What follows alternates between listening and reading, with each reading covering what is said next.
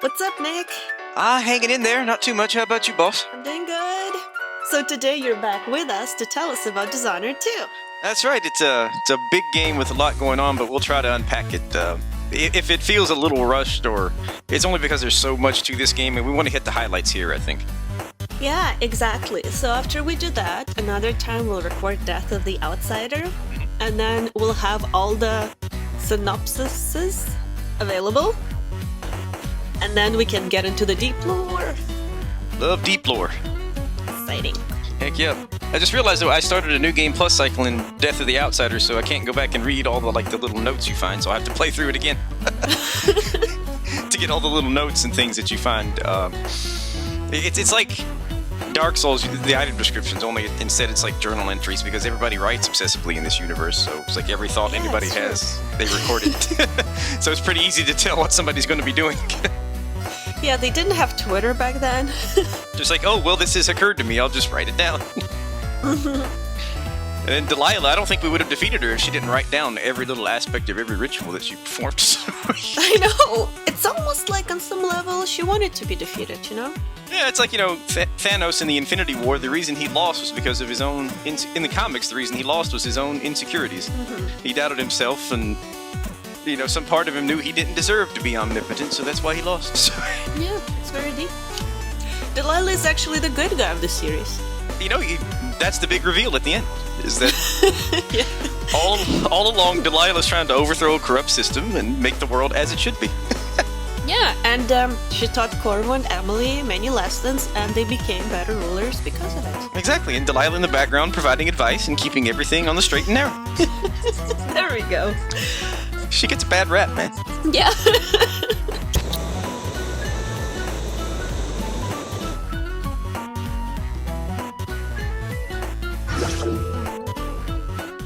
So, Dishonored 2. It starts off with memories of training. Yep. Of course, after, the whole business with the coup by Hiram Burroughs and the coup by Admiral Havelock and his crew, which we talked about to some depth in a prior podcast, Emily Caldwin has assumed her rightful place on the throne. And by and large, she's done a fair job. Her heart's not really in governing. She sneaks off at night to jump around the city, and she pretends to pay attention in court, and she has meetings with her top generals without any pants on. It's actually, you find a little note from her boyfriend, Wyman. Yep. Well, they wanted to leave his gender ambiguous in the novels where he's mentioned, but they did call him a he in one place, so it's a he. And they were, engaged in some sort of shenanigans, and then the generals came in, and she was appropriately dressed from the waist up, but not the waist down. So she just kind of sat behind her desk and looked all dignified, like she was paying attention, and they never noticed that the whole time she didn't have any pants on because she didn't leave her desk. So, Emily the pantsless, I guess. But so that was one little funny anecdote. She's done an okay job. The rat plague's been cured. Yeah. Commerce is resurging. Everybody's generally happy. But her heart's just kind of not in it. I guess she sort of felt like the role of Empress was kind of foisted on her. And she never really had a choice whether to accept it. So she's muddling along the best she knows how. Right. And on the other side of things, Corvo, her father, is now both Royal Protector and Spy Master. To kind of refer briefly to the first game, the Spy Master is the one who led the first coup and had Empress Jessamine, Emily's mother, assassinated. And he was able to do that largely because the Spy Master at the time worked in secret. Even the Emperor or the Empress didn't know what they were doing half the time. And so Emily decided to eliminate that position, basically, and give all those responsibilities to the Royal Protector, who is also charged to be her bodyguard. So whoever is the head of the intelligence services, i.e. the Spy Master, is also somebody who's going to have the monarch's best interest at heart. Yeah. And at this time, it's also her father, so... Yep, it happens to be her father as well. So that was a smart move on her part, I think, to give those responsibilities. Because Corvo's not going to go behind her back and try to overthrow her. Now, you have that option at the end of the game, but we'll get to that. But yeah, so by day, she's Empress, and by night, she's training with Corvo, because Corvo is... Understandably, after what happened in the first game, is concerned that she will be able to protect herself and fight and sneak around and do all those cool things that he was able to do in the first game.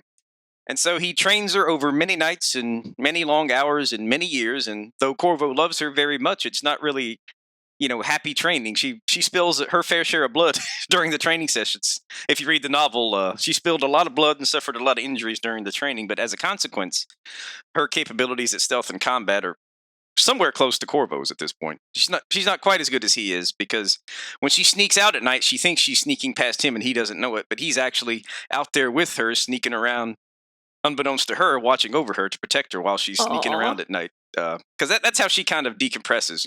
Late at night, she'll sneak out of the palace and go jumping to rooftops through the city.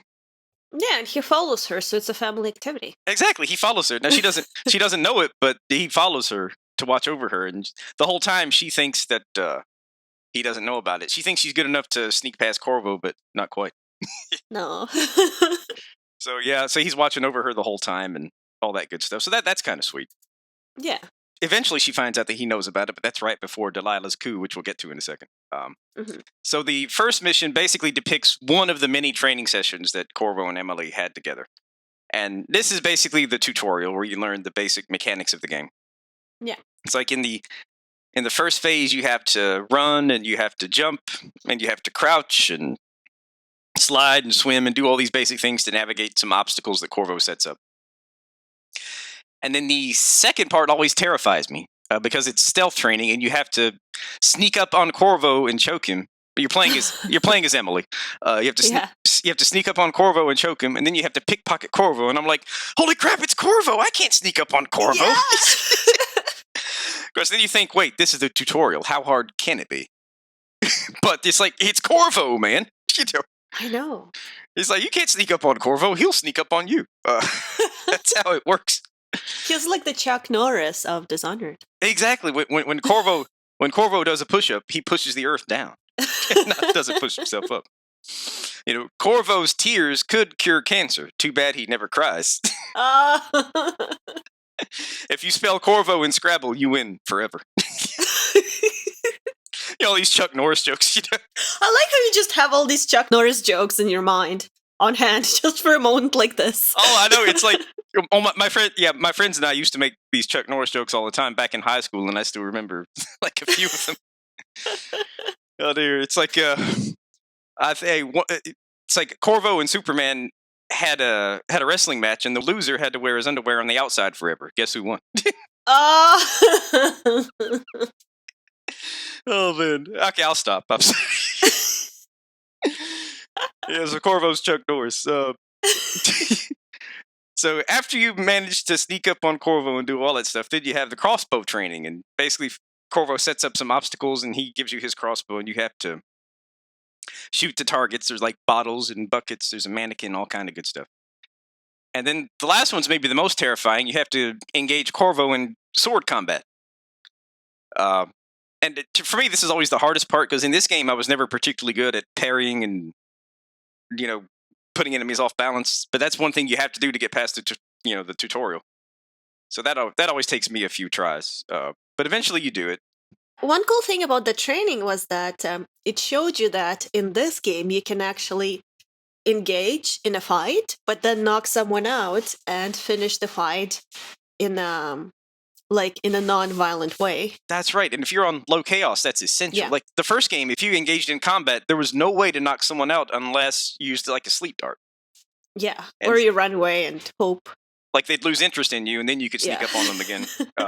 But yeah, there was no way to like knock someone out in direct combat, which was very frustrating if you're trying to get a low chaos playthrough. And basically what the chaos mechanic is, like basically the more people you kill, the darker and more morbid the story gets, and the worse conditions get in the area. It's more complicated than that because there are other factors. Like if people find even unconscious bodies, it raises your chaos level a little bit. And if you choose to eliminate the targets lethally, that raises the chaos. But basically, you can do whatever you want as long as you don't kill a bunch of regular enemies and don't kill the targets. You're fine. If you want to do a low chaos playthrough, because killing people is what really raises it. But yeah, anyway, so if you're trying to do a low chaos playthrough in the first game, you almost have to sneak up on him. Otherwise, there's no way to knock him out. And so now the first real mission is a long day in Dunwall, and boy, is it ever a long day. For some more background, Emily's popularity has started to wane within the Empire, and that is for two reasons. Those who listen to our first Dishonored podcast will recall whale oil is basically the economic foundation in the Empire. It's the main source of electricity. So it's one of the more trafficked items. So it's very, very popular, very necessary item. But there's been so much whale hunting that whales are getting harder and harder to find, and the cost of hunting and finding the whales is starting to outweigh the benefit of harvesting the whale oil and the other parts. And so in order to sort of prevent overhunting of whales, Emily issued a decree that severely rations the availability of whale oil, which in turn caused the price of whale oil to skyrocket. Right. And those who had the greatest access to whale oil were the nobility and the aristocracy, and they really didn't like this. They didn't like it at all. Yeah.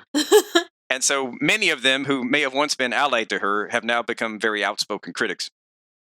And so that has seriously damaged her popularity. And then another thing is that someone is going around and killing Emily's most outspoken political critics. And they've come to call this person the Crown Killer. Because he kills crowns. Yeah. I keep wanting to say clown killer. Wonk, wonk. Squeeze your nose and then kill you. I'm just kidding. That sounds like a reverse horror movie, because usually it's the clowns that kill people. Yeah, this guy's targeting clowns. Actually, I tell you the truth.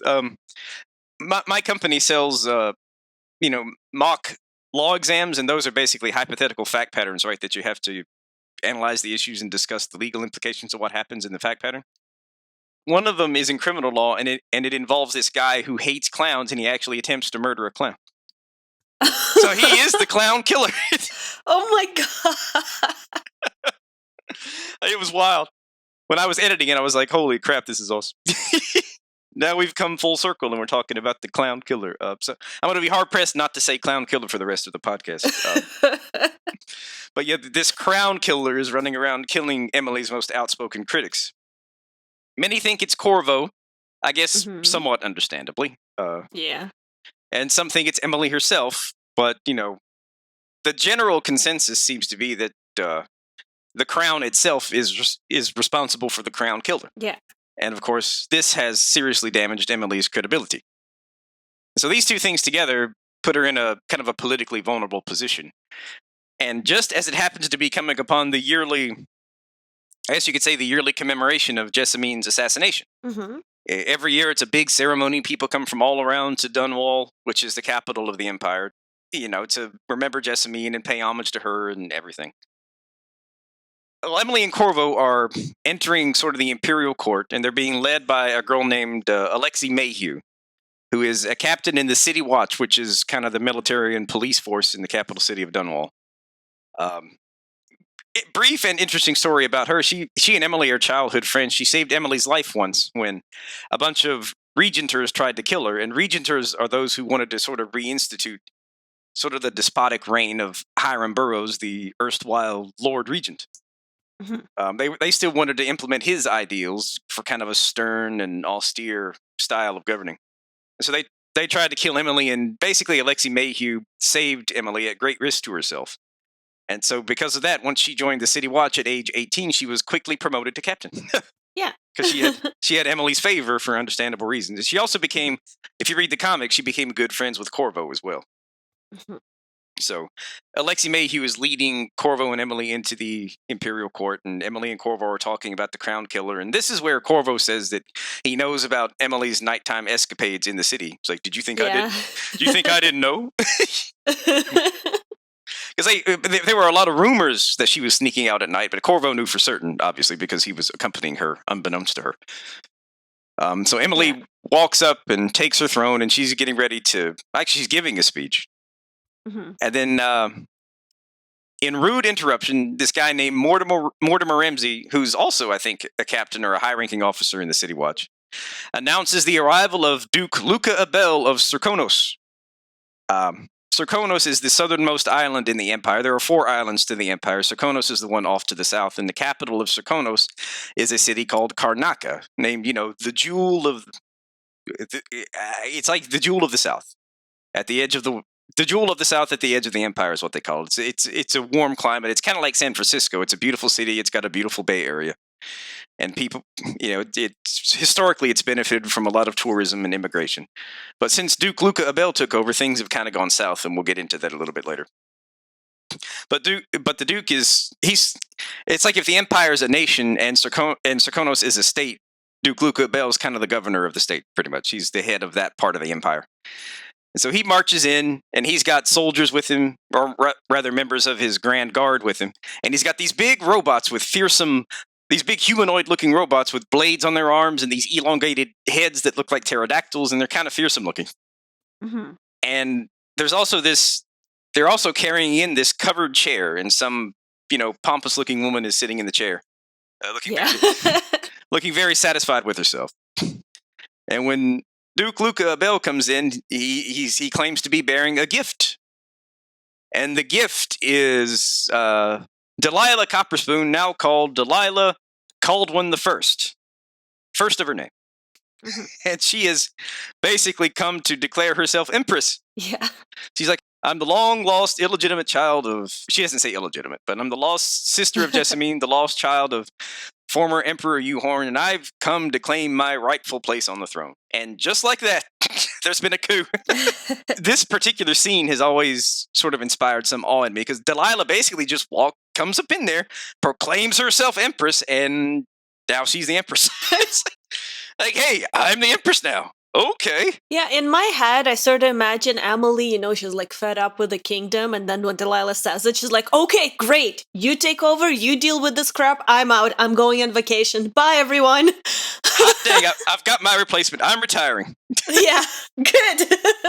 But pretty much, I mean, there are there's a fight now between those who are loyal to Emily and those who participated in the coup. Yeah. Because Mortimer Ramsey, he was in on it, because if it weren't for him, the Duke and Delilah couldn't have actually gotten into the throne room. Yeah. And he is actually a relative of Jack Ramsey, who you may remember was Bundy Rothwild's competitor in the DLC for Dishonored 1. The one who wanted us to sabotage the warehouse and blow it up. Yeah. So there's a relationship there, but Mortimer Ramsey, his family was once a family of nobility, but they kind of fell from grace. But he found a position in the City Watch, and he was resentful over his family's sort of fall from status, and so that's why he agreed to take part in the coup. But I guess we'll get to that. And so Delilah comes in, and the Clockwork Soldiers start slaughtering everybody who's loyal to Emily. The Duke's soldiers start killing everyone who's loyal to Emily, and Emily herself. Well, actually, Corvo actually. Hold on, let me kind of back up. Delilah leaves her little chair thing, her little elevated chair thing. And she sits on the throne, proclaims herself empress, starts to attack Emily, and Corvo jumps into action to protect Emily. He's using his outsider powers, Yeah. And he actually kills 3 of the guys who are just about to attack Emily. Yeah, he hardcore. Oh, he's awesome. And then he puts his knife right through Delilah's heart. Mm-hmm. So you're like, oh, Corvo saved the day, but then Delilah's unfazed. It doesn't have any effect on her. She says something to the tune of, it'll take more than a knife through the heart to kill me, buddy. And so she grabs hold of his left hand and takes away his outsider mark. Yeah. Which is the source of his supernatural powers, as we explained in previous podcasts. So now Corvo lacks his supernatural powers, but he's still a force to be reckoned with, even without his powers. Oh yeah, for sure.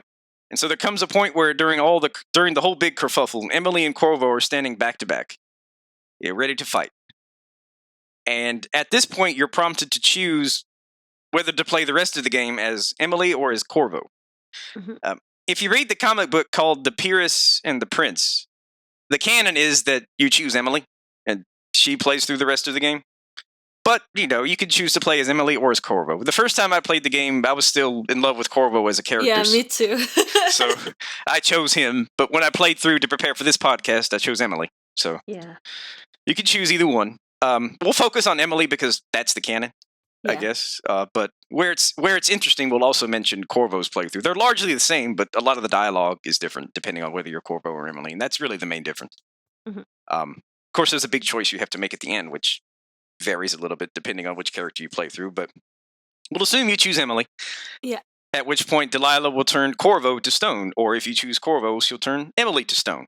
Yeah, it's so sad. Very sad. Yeah, no. Whoever you don't choose gets turned to stone. And you're like, whoa, Delilah couldn't do all this stuff in the DLC, if you remember playing through the DLC. She could be killed there, and she couldn't turn people to stone there. So she's... Not only has she come back from the dead, she's a lot more powerful now than she was. Oh, yeah. Well, I'm not sure whether the canon is that Dowd kills her or not. You can either kill her or trap her in the void, but either way, she's trapped in the void. Yeah. So I'm not sure it matters. I want to say the canon is that you actually sabotage the ritual and trap her in her painting in the DLC. I think so. But because that takes place in the void, and because the painting is of the void, you've basically trapped her in the void. And if you kill her, then her spirit will be trapped in the void. So either way, the result is the same. So I'm not sure it matters. But these games tend to go with the non-lethal resolution as the canon, so I'll just assume that that's the case. It's a little ambiguous in a couple of places in Dishonored 2, but we'll also get to that.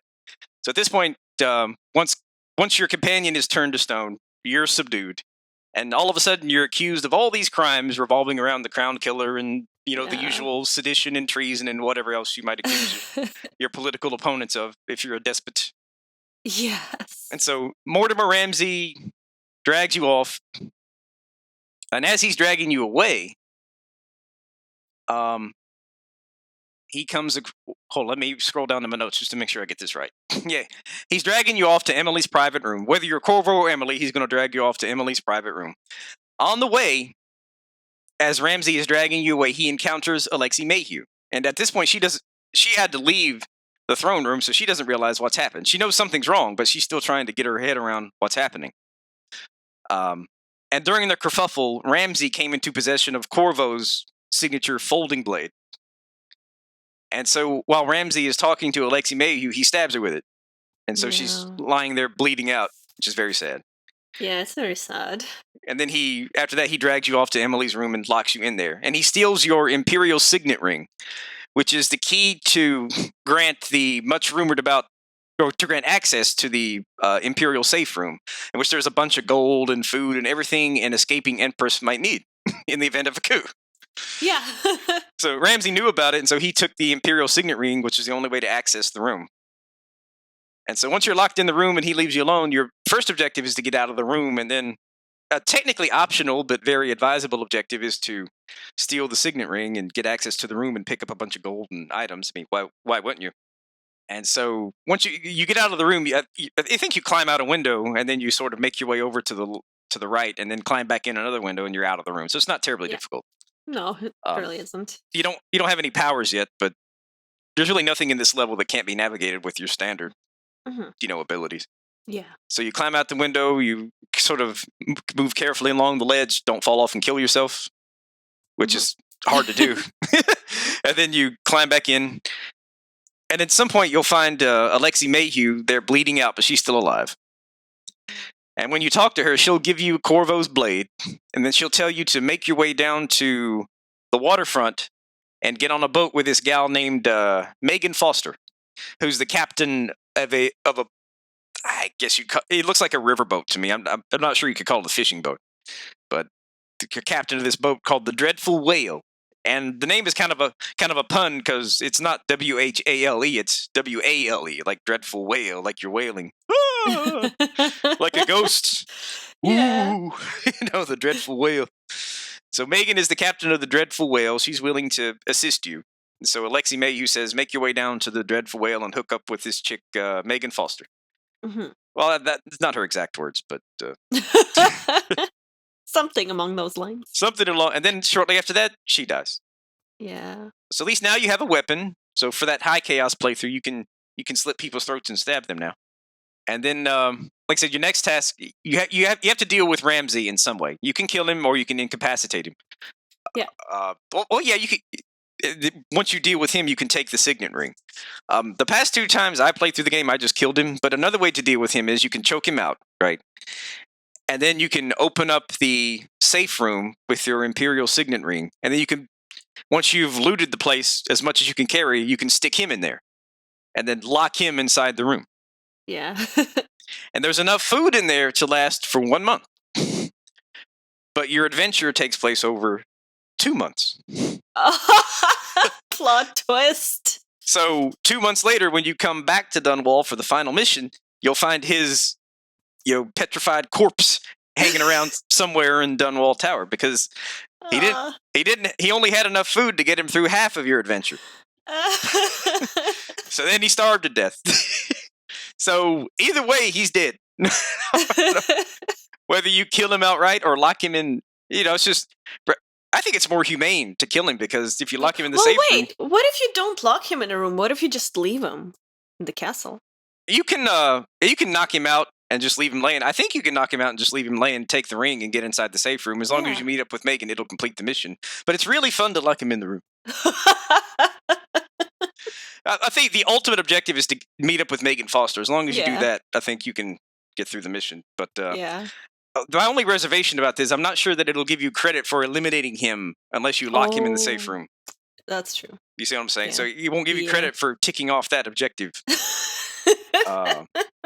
And I'm not sure how Megan will react if you haven't technically ticked him off. I'm not sure that whether she'll still invite you on board and take you away or not. Because I didn't test that when I was playing through. I should have. Me neither. I didn't think of that. And I didn't see anything on the wiki that talks about it either. So I may have to test that. We'll make Richie do it. Because he's never played Dishonored, so we'll just make him do it. Yeah, exactly. Now that I may just replay A Long Day in Dunwall just to test that and see what happens. I'm curious now that we're talking about it, like what happens. Well, no, you'll have to replay the entire game because then you have to get to the end and see if he's still at the place where you left him. That's right. See if you still see his corpse, right? Yeah. I would think that if you don't lock him in the room, he has no reason to hang around the tower. But it was. You come to find out later that it's pretty easy to incur Delilah's disfavor. So a lot of people got killed just because they looked at her sideways or something. So in any case, Delilah's firmly established herself as the new empress and you're a fugitive now. And so basically you make your way out of the palace and you deal with Ramsay however you deal with him. You ideally get inside the safe room and you can't carry all the gold because some of it is in these like big, huge bars that nobody could carry, which doesn't seem practical if the purpose of the room is to give you supplies to escape with, right? Yeah, I was thinking that too, but like, the purpose is so that Emily will have enough food and supplies if she's on the run for a while and enough money. But most of the money is tied up in these like great big huge gold bars that are as big as a person. Maybe they forgot to cut them up. Maybe they did. So it's like, and gold is heavy, right? So it just seems very impractical. But you grab what you can when you get into the safe room. You grab what you can carry, and then you leave. And then if you can stick Ramsay in there if you want to, and smile in satisfaction as he starves to death, but you still get a low chaos rating. Yeah. The whole chaos system is a bit hypocritical. Very. Because a lot of these non-lethal solutions are either worse than death or lead to the person dying anyway. Yeah, pretty much. But as long as you do the non-lethal solution, you'll still get the low chaos rate. So it's a bit hypocritical. Yeah. But anyway, so there's a lot here to explore, and so we're kind of maybe rushing through it. There's a whole lot here to explore. There are paintings to steal. There are once you get out of the tower and get down onto the surface streets and make your way to the boat, there's a lot of little discrete places to explore and find items and things. But nothing that's really key to the lore. So we'll say you get out of the tower, you explore around the area, you finally make your way over to the boat. I think you just pretty much have to swim over at one point. And then while you're swimming, of course, our favorite animals, the hagfish, will start biting you. Basically, hagfish are these piranha-like fish. And they're pretty big. And in the water, you're pretty much helpless against them. If you're on the surface and looking down into the water, you might be able to shoot them or something. But you basically can't do anything against them if you're swimming. You're kind of helpless. No, yeah. Which kind of sucks. And they do a lot of damage. So once they start attacking you, you have to get out of the water quickly. And so once you swim over to the boat, you get away from the hagfish, you climb onto the boat, you meet up with Megan, and she offers you shelter inside her boat. It seems like because Duke Luca Abel of Sarkonos is apparently a key figure in the coup, they decide to go to Karnaca, which is where Corvo incidentally grew up. Yeah, what a coincidence! Yeah. So if you're playing as Corvo, you're going back home, and if you're playing as Emily, you're going to your father's childhood home. Yeah. So that's where Megan takes you, and you've completed the mission. Oh shoot! One thing I did kind of forget to mention. Is it about Megan? Well, that's a big reveal, and I'm not sure we should say that now. Or should we? It didn't seem like a very big reveal, because the first time you see her, you're like, you're not Megan. Nope. Why are you lying? Nope. I mean, she basically looks like an older version of a beloved character we encountered in the DLC. It's Billy Lurk. I mean, Megan's Billy Lurk. Literally. I don't see how Corvo... Maybe Corvo never met her. Right, because every time you encounter Billy Lurk in the first game, it's as Dowd. Oh, yeah, that's what it is. I don't think Corvo or Emily ever meet her in the first game, so... Yeah, okay, that makes sense. Because otherwise it's like, Corvo, come on, man. It's literally Billy. Yeah, it's Billy. So I don't think they ever met her, so that makes sense. So yeah, it's Billy Lurk. Megan Foster is Billy Lurk. But when you see her, though, she's missing her right eye and her right arm. Mm-hmm. And there's kind of a story behind that. And you can actually restore her limbs to her later on in the game, depending on what you do. And I think it's the 6th mission. But we'll get to that. But when you see her now, she is missing an eye. She's missing her, at least the lower half of her right arm. There's like this little stump. Yeah. And that's all that's left of it. And so she takes you on board her boat, and she gives you a little cabin. And she's like, sorry we can't, somewhat sarcastically, sorry we can't provide the accommodations you're used to, Your Imperial Majesty. But yeah. We're on a rickety old boat it's everything I can do just to maintain, so... And you also find out, too, that our old friend Anton Sokolov has been living with her for a while on this boat. Yeah. And I'm like, wait a minute. Anton Sokolov invented all these things and cured the rat plague and painted all these wonderful sought-after paintings. Why is he so poor that he has to live with Billy Lurk on a boat? Yeah. It's like, I don't fully understand that. It's like, he's been living with Megan Foster on this boat for all this time, and they've clearly been living on a shoestring budget, but Anton Sokolov ought to have some money saved up. Maybe he wasn't very good with saving or investments. Or he did spend a lot of money on expensive alcohol, like expensive wine and expensive brandy, so maybe that's it. Yeah. Or you know maybe? What? What? I've got it. He invested with Bernie Madoff. I was about to say he put all his money into Enron. That too. Or he divided half his money between Bernie Madoff and half his money with Enron, and he got some really bad financial advice. That's just one thing that struck me. I'm like, wait a minute, why is the great Anton Sokolov living like a pauper with Billy Lurk on this boat? I really can't think of a good reason why. He went down to Karnaca, and he should have been able to transfer his funds because that's part of the empire. So I don't know what happened to all of his money. Maybe he fell for one of those scams. Yeah, he fell for one of those... Yeah, I'm your aunt from far away. I will send you all this money if you give me your bank account number. That's right. Scams, yeah. Or like, I'm a long-lost Nigerian prince. I have vast wealth. Just send me your bank account and I'll transfer some to you in exchange for your social security number or some such nonsense. Something like that, yeah. He must have gotten some bad financial advice or something at some point along the way. So yeah, but he's missing now, and you'll come to deal with that. He has a knack for getting kidnapped. Mm-hmm. So he's been kidnapped, but we'll touch on that a little bit later. But once you get on Megan's boat and you finally sit down to go to sleep and write in your little travel journal and go to sleep, somebody pays you a visit. And it's our old friend, the Outsider. Yeah. Woohoo, our black-eyed friend. Yeah. Of course, the Outsider is essentially the gatekeeper to the void. He decides, he lives in the void, and he decides who is or is not touched by the void's magic. As Dowd noted, he appears to only a handful of people in any generation. Yeah. And basically, his criterion for appearing to you, he doesn't care whether you're good or whether you're evil or anything like that. Those trifling details don't bother him. What matters to him is that whether he finds you interesting. Yeah. Because remember, Anton Sokolov was desperate for a while to contact the Outsider, and the Outsider appears to Corvo and says, if he wants to meet with me, he could start by being a little more interesting. Yeah, that was a burn. That was a sick burn, man. But he doesn't care whether you're rich or poor or good or bad. It's whether he finds you interesting. Mm-hmm. And usually it's because you are or will be at the intersection of events that will shape the world, or at least the empire, forever going forward. And he wants to see what you'll do.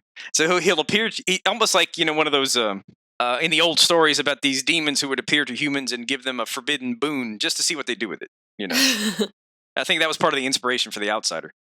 And so the Outsider will appear to people and give them powers just to see what they do with them. And so he appeared to Corvo in the events of the first game. He's appeared to Delilah, and he gave her the mark a long time ago, shortly after she was cast out of the palace, which we'll get to. Mm-hmm. He appeared to Dowd, obviously, and handful of other people. Granny Rags also had his mark, but Yeah. Granny Rags actually has an honorable mention in this game. A couple of honorable mentions, so we'll get to that. She's a boss. She's a witch you can fight in the first game. She's actually kind of tough. They initially present her as this doddering old lady, but she's actually pretty tough once you start to fight her. Well, you don't even have to fight her. You can just help her make soup. Right, you can help her make soup out of this guy named Slackjaw.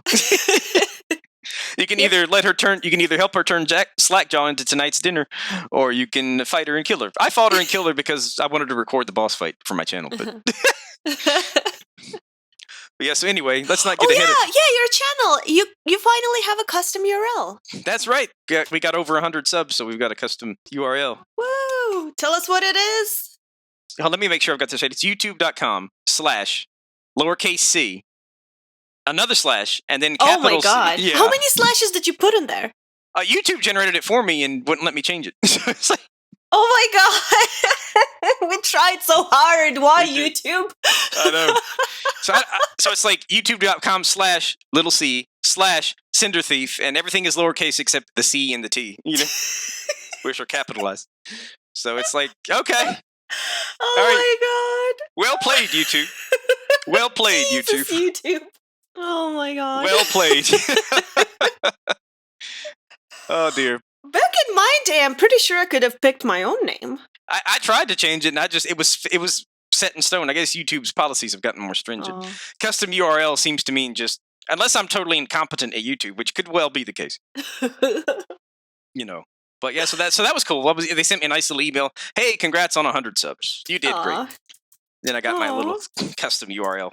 So yeah, but when I just go into YouTube and type Cynder Thief with a Y in the search bar, your channel is the one that pops up first. Really? That's cool. Yeah, but I don't know if maybe because I visit it so often, YouTube is like, here you go. This is what you want.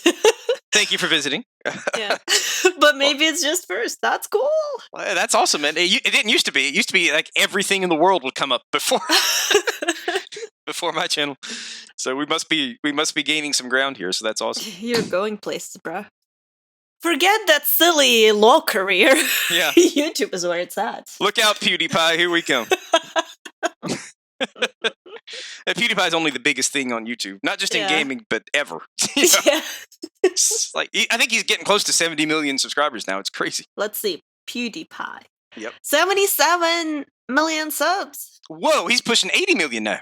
Oh wow, good for you. Wow, that is great for him. So he's making once you get up to like 50 or 60 or 70,000, you start. Or well, actually, once you get up to 1 million, you start earning a living from it, like a solid living. And then, so imagine once you get up to 70 some odd million, you're just like, you're set. You're king. Yep. King of YouTube. It's so funny. I kind of didn't know about him before I got into this whole YouTube lore thing. And when I first saw somebody talk about him, I was like, what's a PewDiePie? The pie is dying? Well, I don't know. Yeah. Yeah. It's like, he's only the biggest creator on YouTube. Yeah. Well, I was a casual. I used to only watch YouTube for old seasons of America's Next Top Model and Judge Judy. Especially Judge Judy. That's a perfectly legitimate use of YouTube. Yeah. And of course, Top Model, also legitimate. Yeah. Yeah. Learn a lot from that. Kind of reminds me. My wife likes to watch this show called 90 Day Fiancé, where these idiots get engaged. These people who are trying to get lawfully admitted to the United States, and in almost every case, it's clear that the person just wants a visa and doesn't really care about it. Is not really in love with the American, And so we've come to refer to the show in shorthand as, "Hey, you going to watch The Idiots?" You're going to watch The Idiots? Because clearly the relationship is just for a green card, stuff. But it's fun to watch the people squirm about and languish in disillusionment when it all comes sort of... Reality... I mean, it's fun because, part of it's contrived and put on, for the show, but it's fun to watch anyway. Reality TV is pretty entertaining. Yeah, even though it's in a lot of ways, it's just as scripted stuff. Yeah. Yeah. But it's still... fun. The only difference between a real scripted show and the reality show is that the writers aren't unionized, I think.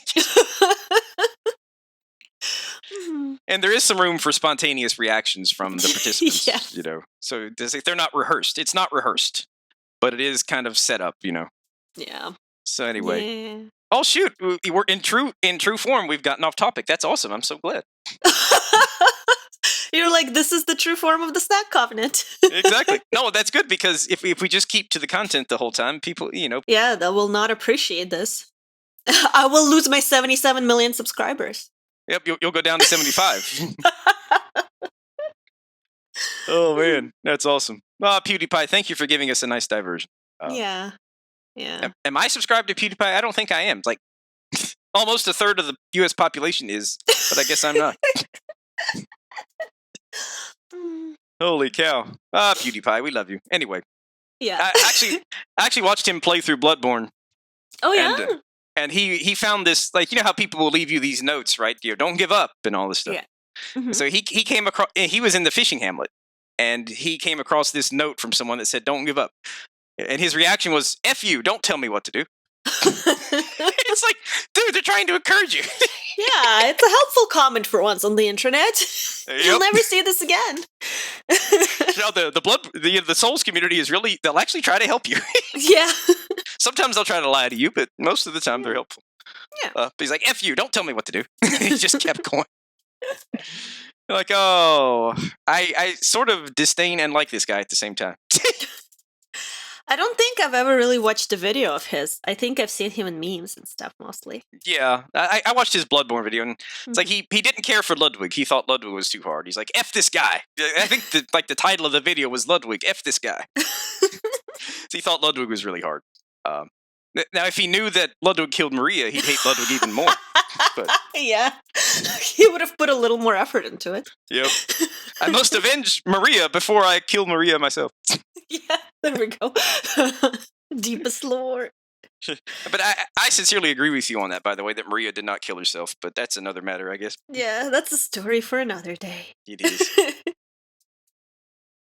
I guess maybe we should talk about the next mission? I don't know. Yeah, let's see, what's the next? Where did we stop? Oh, right, we meant Billy Lurk, who's clearly not Billy Lurk and is completely unrecognizable. Nope. No one who has played the first game in the DLC would possibly recognize her as Billy Lurk. Yeah, especially since it's the same voice actress as well. But Yep. Nope. They fool me. Completely up to interpretation. Yep. Actually, the first time I played Dishonored 2, it had been so long since I played Dishonored 1 that I forgot who Billy Lurk was. So they fooled you. They did. Because it had been so long that I just forgot, and then at the end of it, I'm like, what? Yeah, and then you're like, that explains why she had all those pictures of Dowd in her room.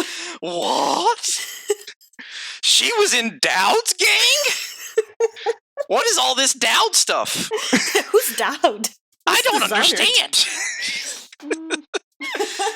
Oh, yeah, because I'm not sure I paid really good attention the first time I played through the game, though, as Corvo, because I'm like, holy crap, I'm Corvo again, this is awesome. Yeah. I just wasn't paying attention to the lore, really. But now, of course, since then, the second time I played through and later, I've obviously paid closer attention, and I knew right away it was Billy Lurk, but yeah, that's neither here nor there. But yes, and she's obviously an amputee and lost her eye and stuff, so it's sad. Very sad. It is. But she deserved to die long before this, so I guess if all she does is loses an eye and an arm, she's getting off easy. Because the crap she pulled in the DLC, she deserved to die. Oh my god, yeah. But in the canon, Dowd let her live and go on about her business. And she remains grateful and remorseful about that. But yeah. Anyway, but for now, that's part of why I think she agrees to help us. Yeah. Because she's kind of... Sure. She regrets helping to assassinate Jessamine, and she regrets the other thing she did after that. Yeah. Which we explained in a prior podcast. Yeah, so check that out. Woohoo! So the second mission is Edge of the World. This is where you arrive at Karnaca, and this is where the outsider first appears to you. Of course, his dialogue will differ depending on whether you're Corvo or Emily. If you're Corvo, it's basically, hey, long time no see. What's up, friend? Yeah. If it's Emily, though, it's interesting, because remember how we said before that he won't appear to anyone unless he finds them interesting, and he only appears to just a handful of people in any generation. I think we know of like 8 people who have received his mark. And so, out of the millions of people who live in the world and have lived, that's not many. Probably billions, not just millions. Yeah, that's right, billions in the world. Yet, we know of, I think 8 who have received his mark. Maybe, Yeah. I mean, the outsider's been the outsider for 4,000 years, so there have probably been more. Yeah. since he became the outsider, but there was a definite point in time when he became the outsider, and that's sort of what Death of the Outsider revolves around. They mentioned it in Dishonored 2 sort of in passing, and I guess we'll get to that. But the outsider appears to you, and one thing I thought that was interesting that he says to Emily is, "I never thought we'd meet." Aww. Which is, if you know the context, is a backdoor way of saying, "I never thought I would find you interesting enough to appear to you." Because we know he only appears to people he finds interesting. Yeah. It's like a backhanded compliment. Yeah. I mean, maybe not even a compliment. It's like, "I never thought we'd meet." But now that all this has gone down and Delilah has, usurped the throne, and you come later to find out that he has a specific agenda in appearing to player character. It's not even so much they'd find you interesting. It's an unusual case. He wants Delilah stopped for a specific reason, and that's why he appears to you and offers to give you powers and stuff like that. So he'll sort of introduce himself. He won't call himself the Outsider because he didn't give himself that name. That's a name other people bestowed upon him. But he appears to you, and after some conversation, he offers to give you powers. And in this game, you can choose to decline the powers or to accept them. Of course, I decline the powers every time because I'm a professional. Of course. I don't. I accept, because for me, a lot of the fun in these games is using the powers. Yeah, So. I agree. Me too. But now, interestingly, if you want the platinum trophy, you'll have to play through the game at least once without your powers. Oh, damn. Harsh. Yep. So because there's a trophy for basically refusing his offer of powers. So you'll have to play through the whole game using just your regular abilities, and that's hard. It can be done, but it's hard. Yeah. So I always take the powers. I'm not trying to platinum this game, so I'm like, okay, I'll take the powers. And powers you get depend on whether you're Emily or Corvo. Mm-hmm. And I gotta tell you, I never thought I'd say this, but I think I like Emily's powers better than Corvo's. Her powers are awesome. Oh, snap. How come? Well, it's like I think they're better for combat. Because it's like with Emily, you can use, once you upgrade Far Reach. Far Reach is her equivalent to Blink. It lets her, reach elevated places and stuff. But there's also an aspect of telekinesis to it. You're not teleporting, you're actually pulling yourself. And so once you upgrade the power, you can pull enemies towards you. Oh, yeah. And even like from a distance, like if you're way up high on a rooftop and they're down on the street, you can pull them up to you and take them out. Yeah. And it lets you choose whether to kill them or to incapacitate them. So on a low chaos playthrough, it's a really easy way to sort of take people out. So I like that. And I like Shadow Walk, which you turn into kind of this shadow wraith that crawls along the ground, and once you update it, you can basically walk up to someone and just hit R1 or R2 to kill them or take them out. I also like the animation for it. It's so creepy. Oh, I know, right? You're this shadow monster. Yeah. You're crawling along the ground, and when you have that power queued up to use in your left hand, if you notice her left hand kind of fidgets and squirms in a way that it doesn't with any other power equipped. Interesting. So it's almost like she's sort of possessed by this thing. Oh. And Doppelganger is pretty good too. Emily can produce, it's basically the equivalent of what you could do with Dowd in the DLC, where you could summon an assassin to fight by your side. Emily can summon like a doppelganger of herself, and once you properly upgrade the ability, the doppelganger will fight for you. And it will distract your enemies, and if your enemies kill the doppelganger, they'll assume they've killed you, and they'll go down off of a kind of a high alert state. They'll stop looking for you. And there's Void Gaze, which allows you to summon like a spirit from the void to mesmerize your enemies. And so her powers are really cool. Corvo has basically the same powers he had in the first game, only you can upgrade them in ways you couldn't before. And this time he has Redirective Blink, which is something Dowd has in the DLC, which basically when you hit the button to use Blink, it stops time. So that you can kind of change course in midair or take your time and plot and escape or whatever. Which is something I always liked about Dowd in the DLC. Corvo couldn't do that in the first game. Anytime you use Blink, time keeps going. But otherwise, Corvo has all the same abilities he has in the first game. You can summon the rats, and you can summon the whirlwinds and stuff like that. So that's pretty cool. But yeah, Emily's powers are just crazy theatrical to look at, and I really like them. They're very practical. And they're like I said, there are two abilities she can use to incapacitate people, or more than that, because when your enemies are transfixed by the Void Gaze, you can sneak up behind them and choke them out and stuff too. So they're just really, really super useful powers. And so I had a lot of fun playing through the game with her powers as opposed to Corvo's. So yeah. So you accept the powers, and once he gives you the powers, you have to navigate your way through the void. practicing using Far Reach, which is the first ability you get as Emily, or Blink if you're Corvo. And then you, once you come so far, the outsider will give you this heart. The same dead heart you had in the first game that told you where the runes were and stuff. Right. And you come to find out that the voice you hear in the heart is the spirit of Jessamine trapped inside the heart. Yeah. Which is kind of wild. And I assume that was the case in the first game too, because I don't know why it would, because she was dead at that point, so I don't know why it would be different. Yeah. Maybe it's different, I don't know. In the first game, it's not explicitly told to you who the voice is, but I just assume it's Jessamine because it's clearly Jessamine in the second game. Yeah. So I think we can assume that it's, unless I find something in like the novels that contradicts that. I think we can assume I'm pretty sure it's her. Jasmine both times. Yeah, it's just they outright confirm it in the second game. Right, they do. And then I think it's a different voice actors in the first game, so that's a little confusing. But that's more of a business matter than than for the lore, So it's Jessamine. And of course you have to get these things called runes to upgrade your powers. And you can find these things called bone charms that when you equip them, they'll give you a little bonus, like increased health, or one of your powers will work a little differently, or some small benefit. My favorite bone charms are the ones that allow you to replenish health and mana by drinking out of a tap. That saves a lot of elixirs, because just like in the first game, there are 2 elixirs, a red one and a blue one, pretty much. The red one is the Solikov and Joplin elixir that cured the rat plague, and that restores your health. And then the blue one is the Addermire solution, developed by one Alexandria Hypatia, and that restores your mana. Of course, we'll see more of her later on.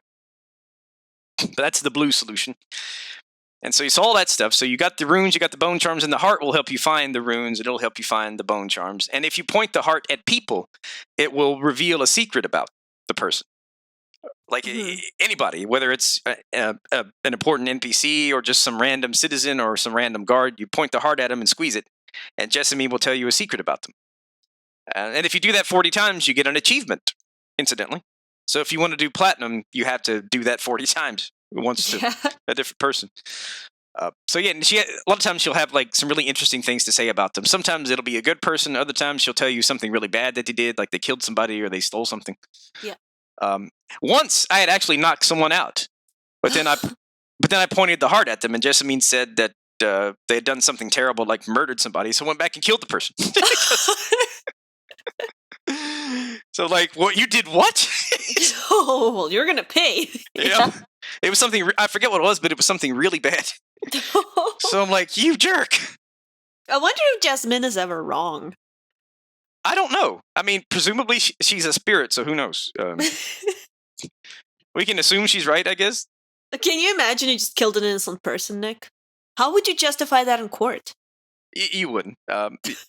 You're like, listen, this magic 8-ball told me to do it, okay? Well, sometimes people will try to weasel out of something because their lawyers gave them bad advice. So, My mother gave me bad advice, Your Honor. My dead mother gave me bad advice. It probably wouldn't have worked, but it's worth a try. Because even if the person did do something bad, it's not your place to take vengeance, so it wouldn't work anyway. But yeah, my dead mother gave me bad advice. Yeah, or my dead girlfriend, if you're Corvo. Yeah. Just another day in Dunwall. Yeah, all these weird things happening. So once you get done with the outsider, you wake up. Actually, while you're in the void, you can use the heart to find 2 runes that you can use to upgrade your powers.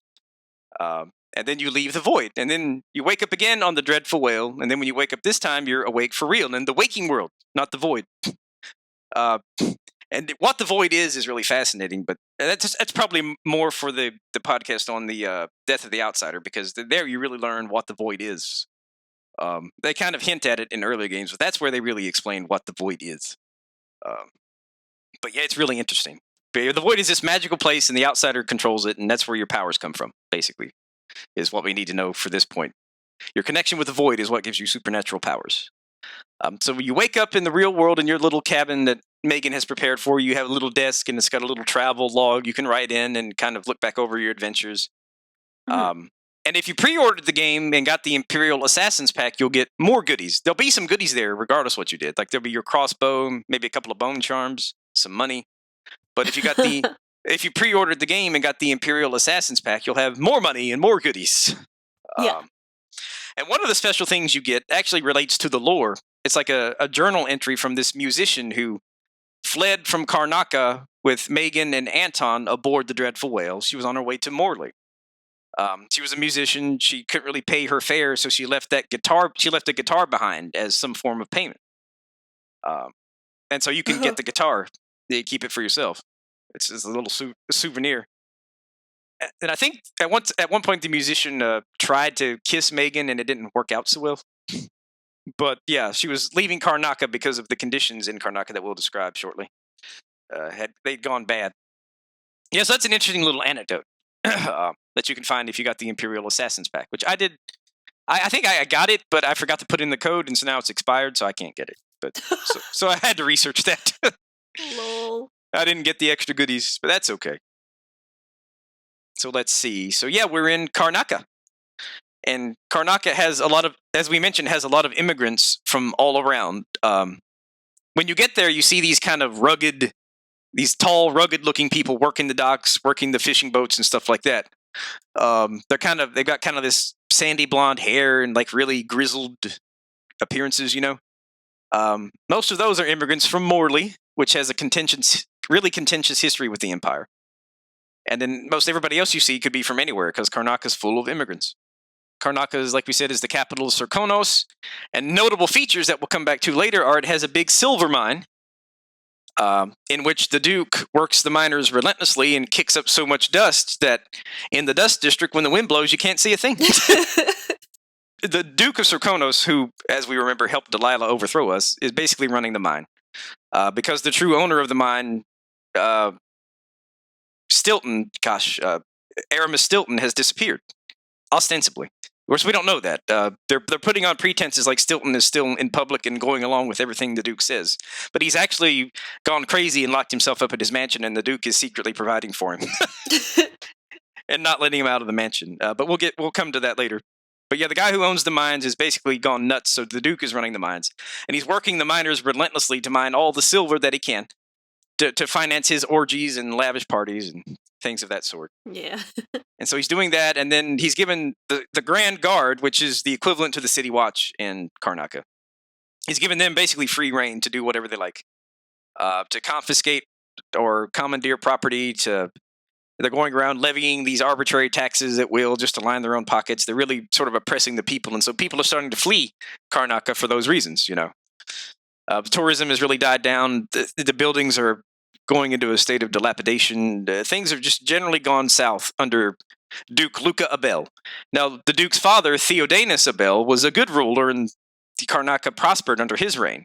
Once his worthless son took over, things really started to go to pot. With two bright spots that might offset it. One is the silver mine, which brings in a lot of money, and the other is the fact that Karnaca is very windy, which you learn in the Dust District mission because you can't see when the wind blows. But Karnaca is very windy, and they've got windmills. With whale oil becoming scarce, the windmills have become an alternative source of power, and because Karnaca is so windy, that gives them a real advantage over other areas of the Empire that aren't so windy. And so until somebody develops alternative sources of energy, Karnaca is going to be fine without the whale oil, and so they've got an advantage over other parts of the Empire. So yeah, interesting little tidbits. So it's a windy place. They've got a silver mine. They've got a corrupt and despotic Duke. Yeah. And there's also the bloodfly concern. But you know, if you remember in the first game, rats were everywhere. And the more people you killed, the more rats there were. Well, here it's the same with the bloodflies. The bloodflies are these big, huge bugs. They're like, I think each one's like, I don't know, like a foot long or something. They're really big bugs. And what they do is they build nests inside of corpses. These big sort of, they almost look like beehives, only massive, you know, as big as a person. Yeah. They'll find a corpse and they'll plant eggs in it and they'll build a nest on it. And then if they plant their eggs inside of a living person, that living person will get bloodfly fever. And it's a lot like the Weepers in the first game, except you're still aware of yourself. But your mind is warped to the point that the only thing you care about in life is protecting the bloodflies and their nests. The only thing you care about. You'll kill or fight anything to protect the bloodflies and their nests. And you become really empathetic with the bloodflies. If anything agitates them, you'll get upset. Yeah. You're like, oh, I'm sorry, but oh, you're upset. Oh, precious. Oh, let me see what's wrong. Yeah, it's like they tried to make they were like, how do we do the plague of the rats, but even grosser and worser? I think they succeeded. Yep. We use bugs this time. Yeah. Oh, so gross. And of course, the more people you kill, the more bloodfly nests there'll be because they nest in corpses, Yeah.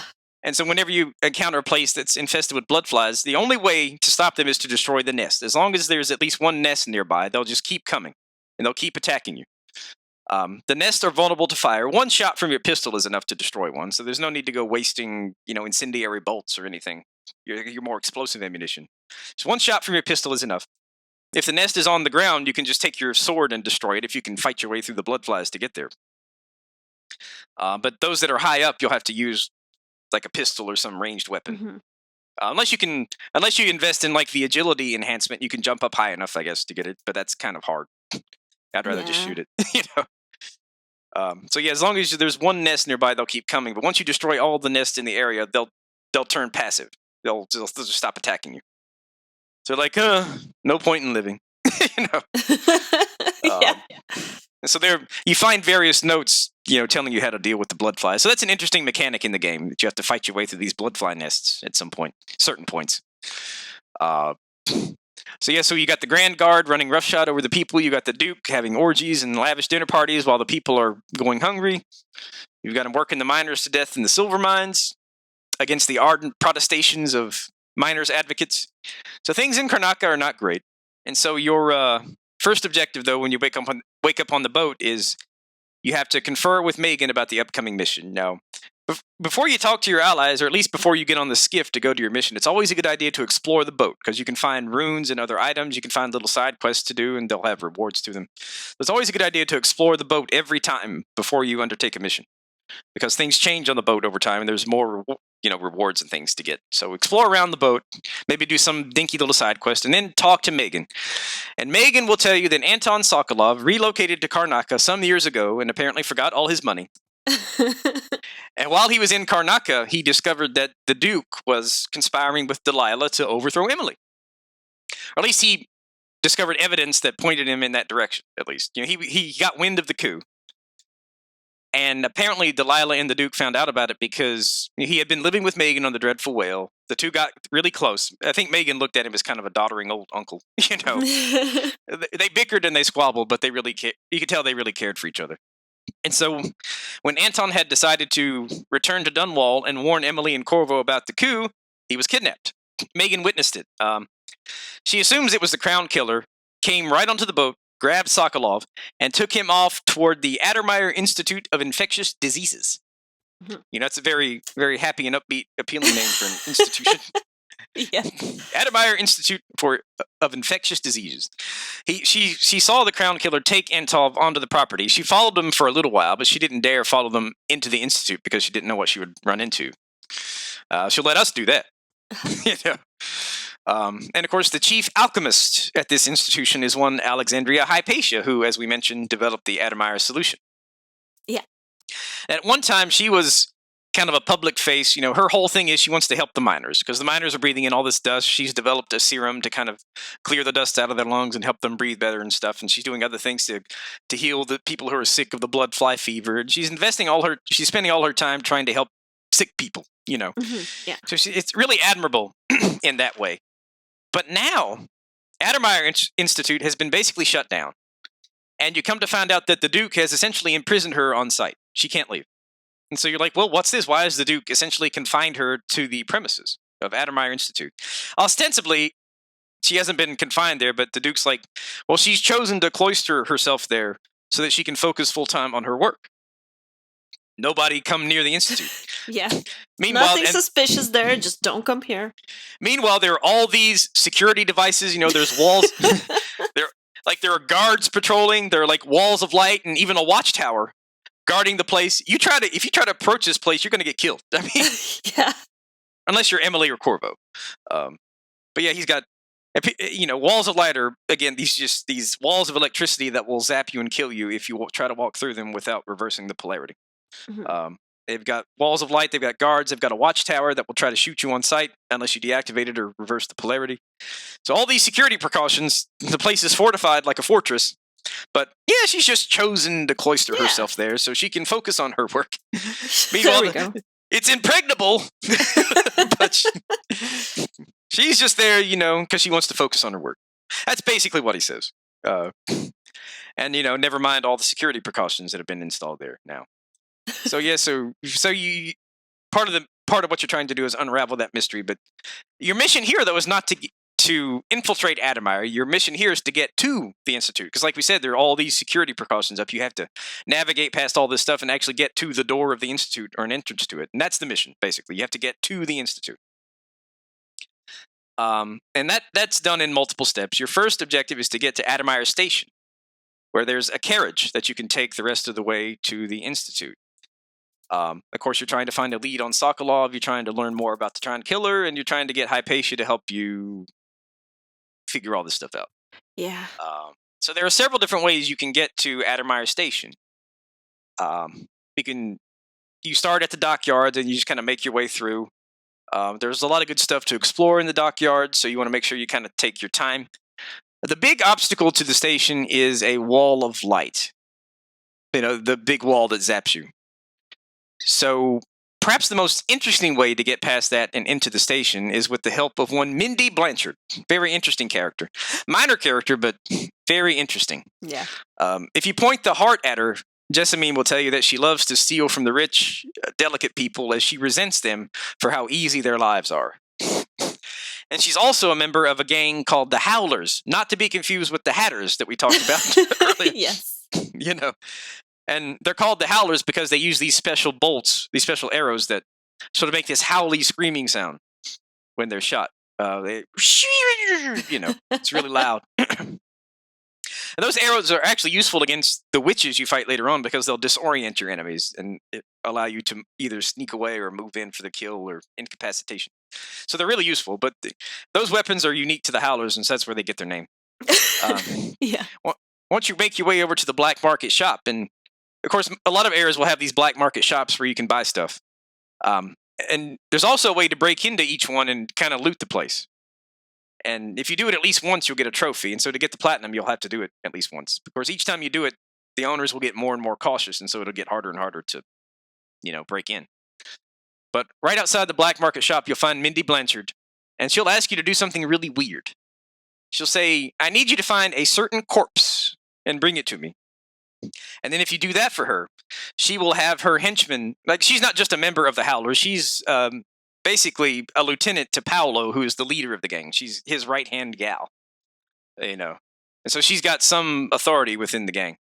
And so if you bring her this corpse of one named Amadeo Monte, she will have her underlings de-electrified. You see, the carriages run along these electrified rails, right? Kind of like the subway. Yeah. And so if you do this favor for her, she'll have her underlings deactivate the rails leading into the station, or de-electrify the rails leading into the station, so that you can just walk across them. Because without that, if you land on the rails, you'll get electrocuted and you'll die. Yeah.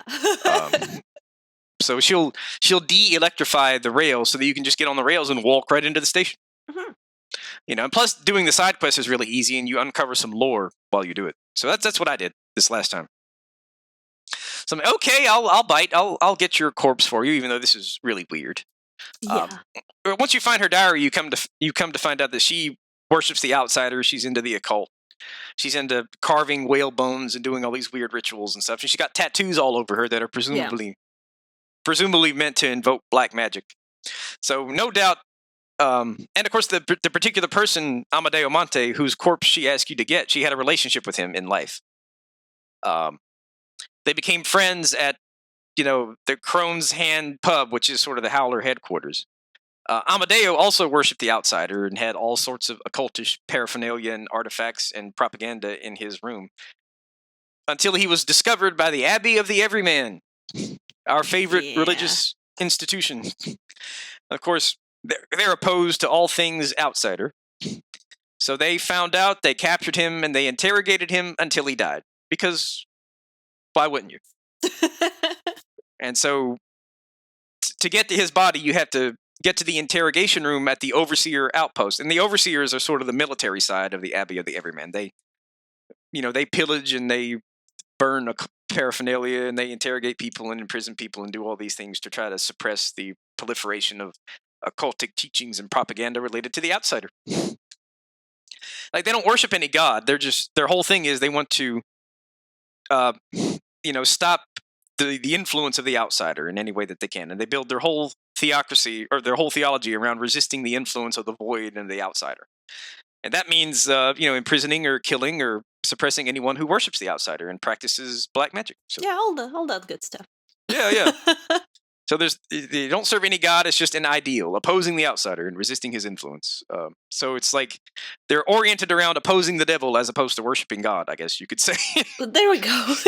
Because the outsider's their conception of the devil, I guess. Mm-hmm. And the other arm of the abbey is the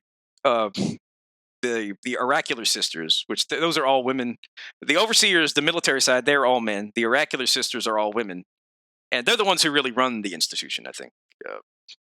But we'll get to them because they play a key part in another mission.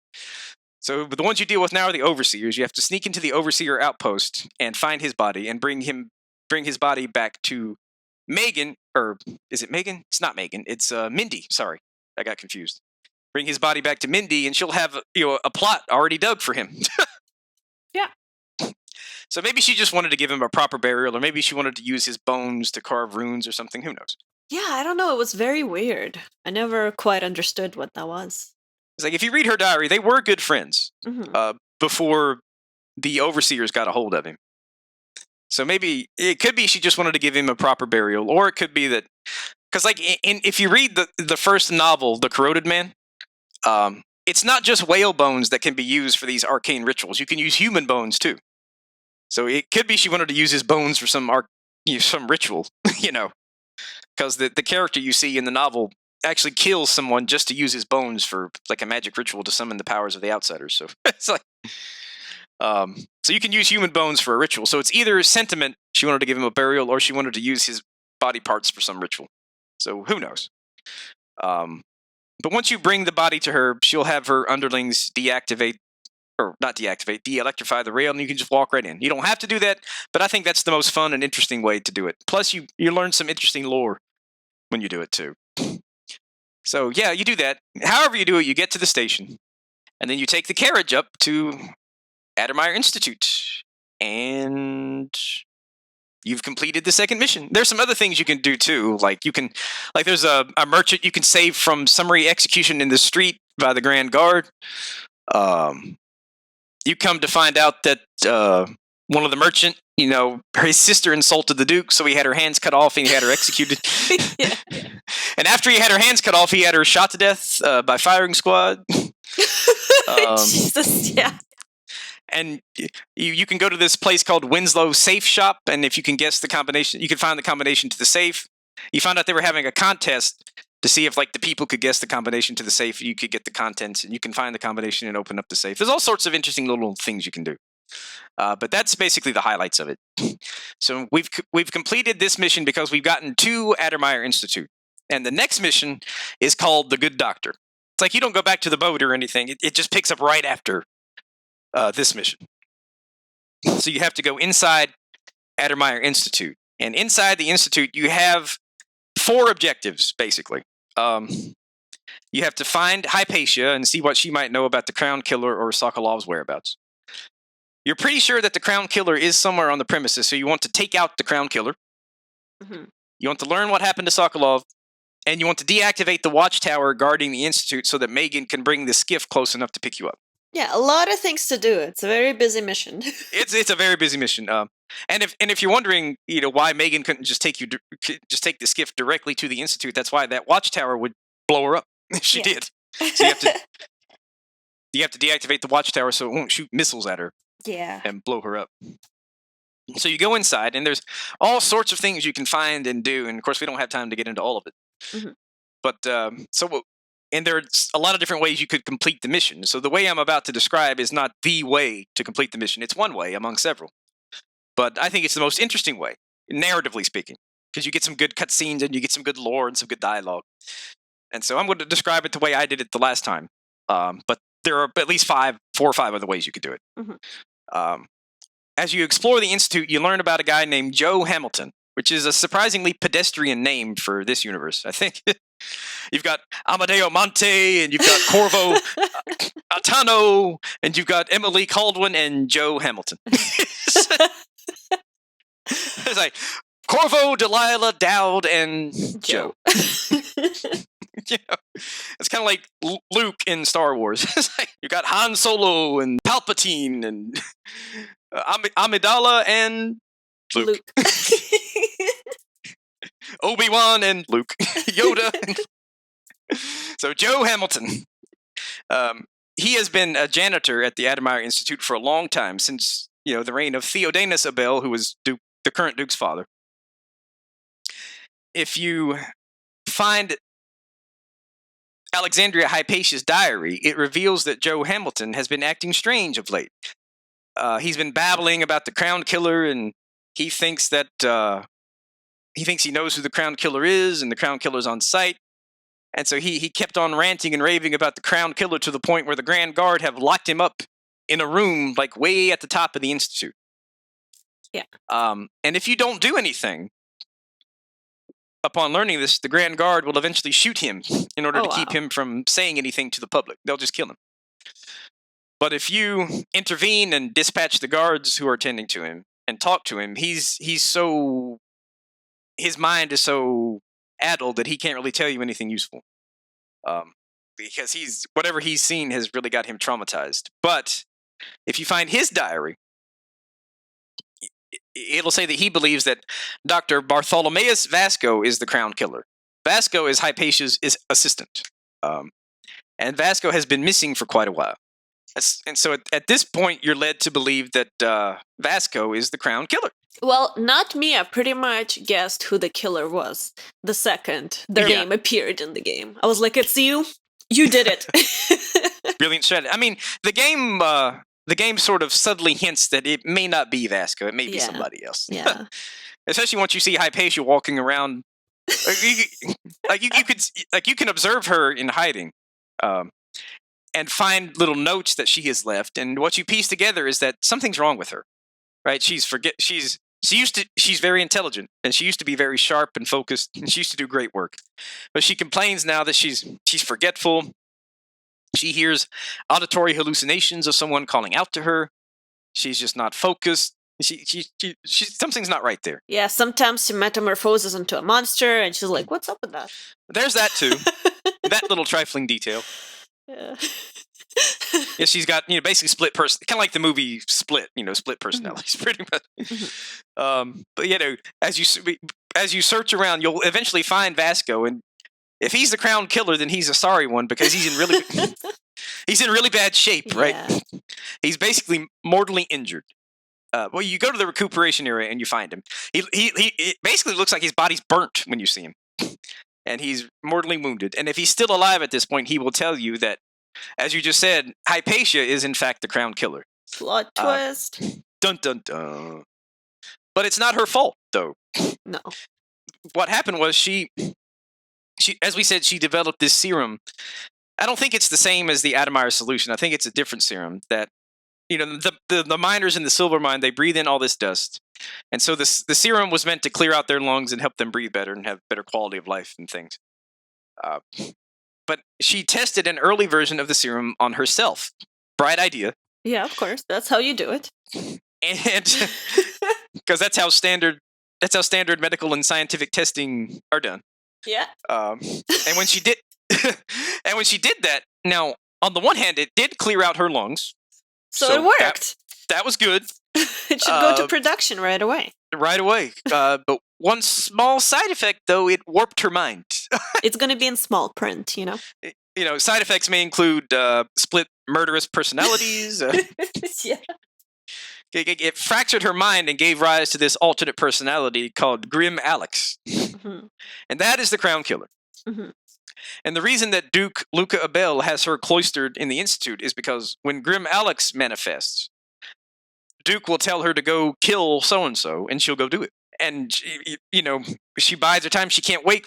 She enjoys killing people, so she can't wait for the Duke to give her next kill order. Yeah. And when Grim Alex comes out, her actual physical appearance changes a bit. Like her eyes start to glow, and she looks like a monster. pretty much. And Hypatia at this point is unaware. Or if she is aware, it like feels like a dream or something. She doesn't think it's real, She doesn't think it's real if she's aware of it at all. So yeah, Grim Alex comes out. And then as you're talking to Vasco and he's explaining all this to you, he says that he has devised a cure that, if administered, will reverse the effects of the serum and destroy the personality of Grim Alex. So you don't have to kill her. Yeah. You can, but you don't have to. Mm-hmm. I think you're better off to do the non-lethal option here, because if she's alive, she'll be grateful to you. She'll come and live on the dreadful whale for a while, and she'll give you items and help you out in small ways if you spare her. So I think you're better off to spare her for that reason. I think it's one of the few missions where the non-lethal option actually turns out okay. Yeah, it does. She actually goes back to her work, and if you play the Death of the Outsider, that's the canon ending where you spare her and get rid of Grim Alex, and she goes on to do a lot of good things after that. So it's actually a happy ending on the non-lethal solution for once. Yeah, it's very rare. Very rare. Yeah. So, but he'll tell you what the ingredients are. You have to round up the ingredients and then take them to the lab and put them on a Bunsen burner and boil them until they coalesce into the cure. Mm-hmm. You have to find this syringe, and you'll put the solution into the syringe, and then at that point, the only way to incapacitate Grim Alex without killing her is to administer the serum. You can't knock her out. Sleep darts won't work on her. You can't choke her out. The only way to render her unconscious is to administer the cure. Failing that, you'll have to kill her. Yeah. And it's really creepy because she walks around looking for you all over the place if you try to sneak and hide. One thing I didn't realize until I researched it on the wiki, she can actually smell you like a wolfhound can. Oh my god. Oh my god. Yeah. Because you know how the wolfhounds can smell you? Yeah. Oh, that's so creepy. She has the same sort of aura that wolfhounds have that allows her to smell you. Uh-huh. So at least that's what I read on the wiki, and so far I found the wiki to be pretty reliable. So. Oh yeah, this wiki is super good. I'll post it in the description. Absolutely. No, every time we do one of these, I spend a lot of time on the wiki just filling in the gaps. Yeah, it's really, really well done. The guy who presides over it, I forget his name, but he does a really good job. Yeah. So yeah, I always consult that heavily to prepare for these, because you just playing through the game, there are things you might overlook or brush off, but the wiki will state it outright, and you'll get kind of fill in the gaps. So it's really good. But yeah, so she can smell you in addition to just looking for you with her eyes and stuff. So it's really, really creepy. The way she talks and things is just really creepy. Yeah. And as you're talking to Vasco, there's this cool cinematic scene where she'll burst in and she'll knock like this shelf over top of you and pin you down for a second. And then she'll pick him up and drag him off and kill him. Oh yeah. So the whole thing is very spooky. It is very spooky. Now, if you somehow provoke her into turning into Grim Alex before you find Vasco, then when you find him, he'll be dead. But there'll be a note nearby his body that will give you basically the same information that you would have gotten by talking to him, but you won't get this big cinematic scene.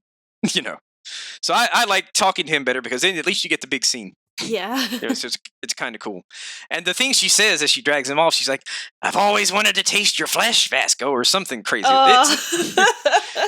That's not exactly what she says, but it's something crazy like that. "I've always wanted to see what you tasted like," or something along those lines. Or what it would be like to kill you, or something like that. Mm-hmm. And so she drags him off, and you know what's going to happen to the poor guy. She's going to throw him a surprise party? Yep. Surprise birthday party. Hey! So at this point, once you put together the cure and inject her with it, Grim Alex will be gone. Yeah. And of course, Hypatia herself will be disoriented. And eventually she'll go back to the dreadful whale, and she'll have her own little room there for a little while. Mm-hmm. Yeah. And then she'll give you some items and help you out before she takes off to resume her work. Mm-hmm. So that's actually a happy ending. Or you could just kill her and deprive the world of her intellect and contribution. But in the process, there are a couple of special things you can do. If you can actually find Vera More's diary somewhere in the institution, and do we remember who Vera More is? Who is she? Granny Rags. Dun, dun, dun. Dun, dun, dun. You found out that Granny Rags, whom we know and love from the first game, actually spent some time incarcerated at the Institute. Mm-hmm. It's like at one time, Addermire Institute was kind of a getaway for the rich and influential, sort of like a spa, I guess. Yeah. It was a solarium, so a very, very relaxing place. But over time, it was converted into a hospital, an institute for infectious diseases. Of course. And of course, when course, as we know, Granny Rags used to be a noblewoman, very prestigious, but eventually she went to Pandysia, where she learned of the outsider and got wrapped up in the occult. Yeah.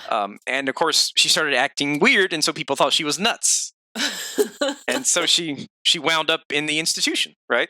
Because I guess not only was it an institute for infectious diseases, but it was also sort of a sanitarium too. I guess basically a hospital. I guess it had a psych ward, and that's where Granny Rags spent her time at the institution, at the psych ward. Of course, she was violent and uncooperative. Of course, she writes in her diary that they tell me that if I keep behaving, they might let me go home. So I'm starting to dress like a proper lady. I'm asking for afternoon tea. And I've stopped biting the attendants. So it's like, okay, Granny Rags, we got you. Yeah. Because she can't wait to get back to her home so she can, keep carving runes and worshiping the outsider and stuff. Yeah. I think Pandysia is actually where the outsider visited her. I'm not sure, but I think because that's where she really got wrapped up in the occult and obsessed with bone charms and runes and magic and that sort of thing. So I want to say the outsider visited her in Pandysia, but it may be that she just got interested in the occult there, and he visited her after she came back to Dunwall. But I'm not sure exactly where it was. But her visit to Pandysia is where it sort of started to go downhill for her in terms of getting wrapped up in the occult and losing her position of nobility and all that stuff. But so I thought that was a really interesting and relevant throwback to the first game. Yeah.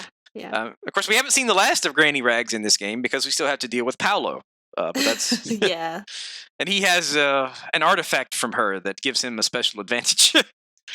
You could say it's an artifact, but so anyway, by the end of the mission, we've learned that Sokolov has been taken to the home of one Kirin Jindosh, Grand Inventor to the Duke of Serkonos. And if people who know the lore and are listening to this are probably like, why haven't you mentioned Jindosh until now? Because he's a jerk. But I'm mentioning him now because the next mission takes us right into his house. So we learned that Sokolov has been taken to the home of Kirin Jindosh.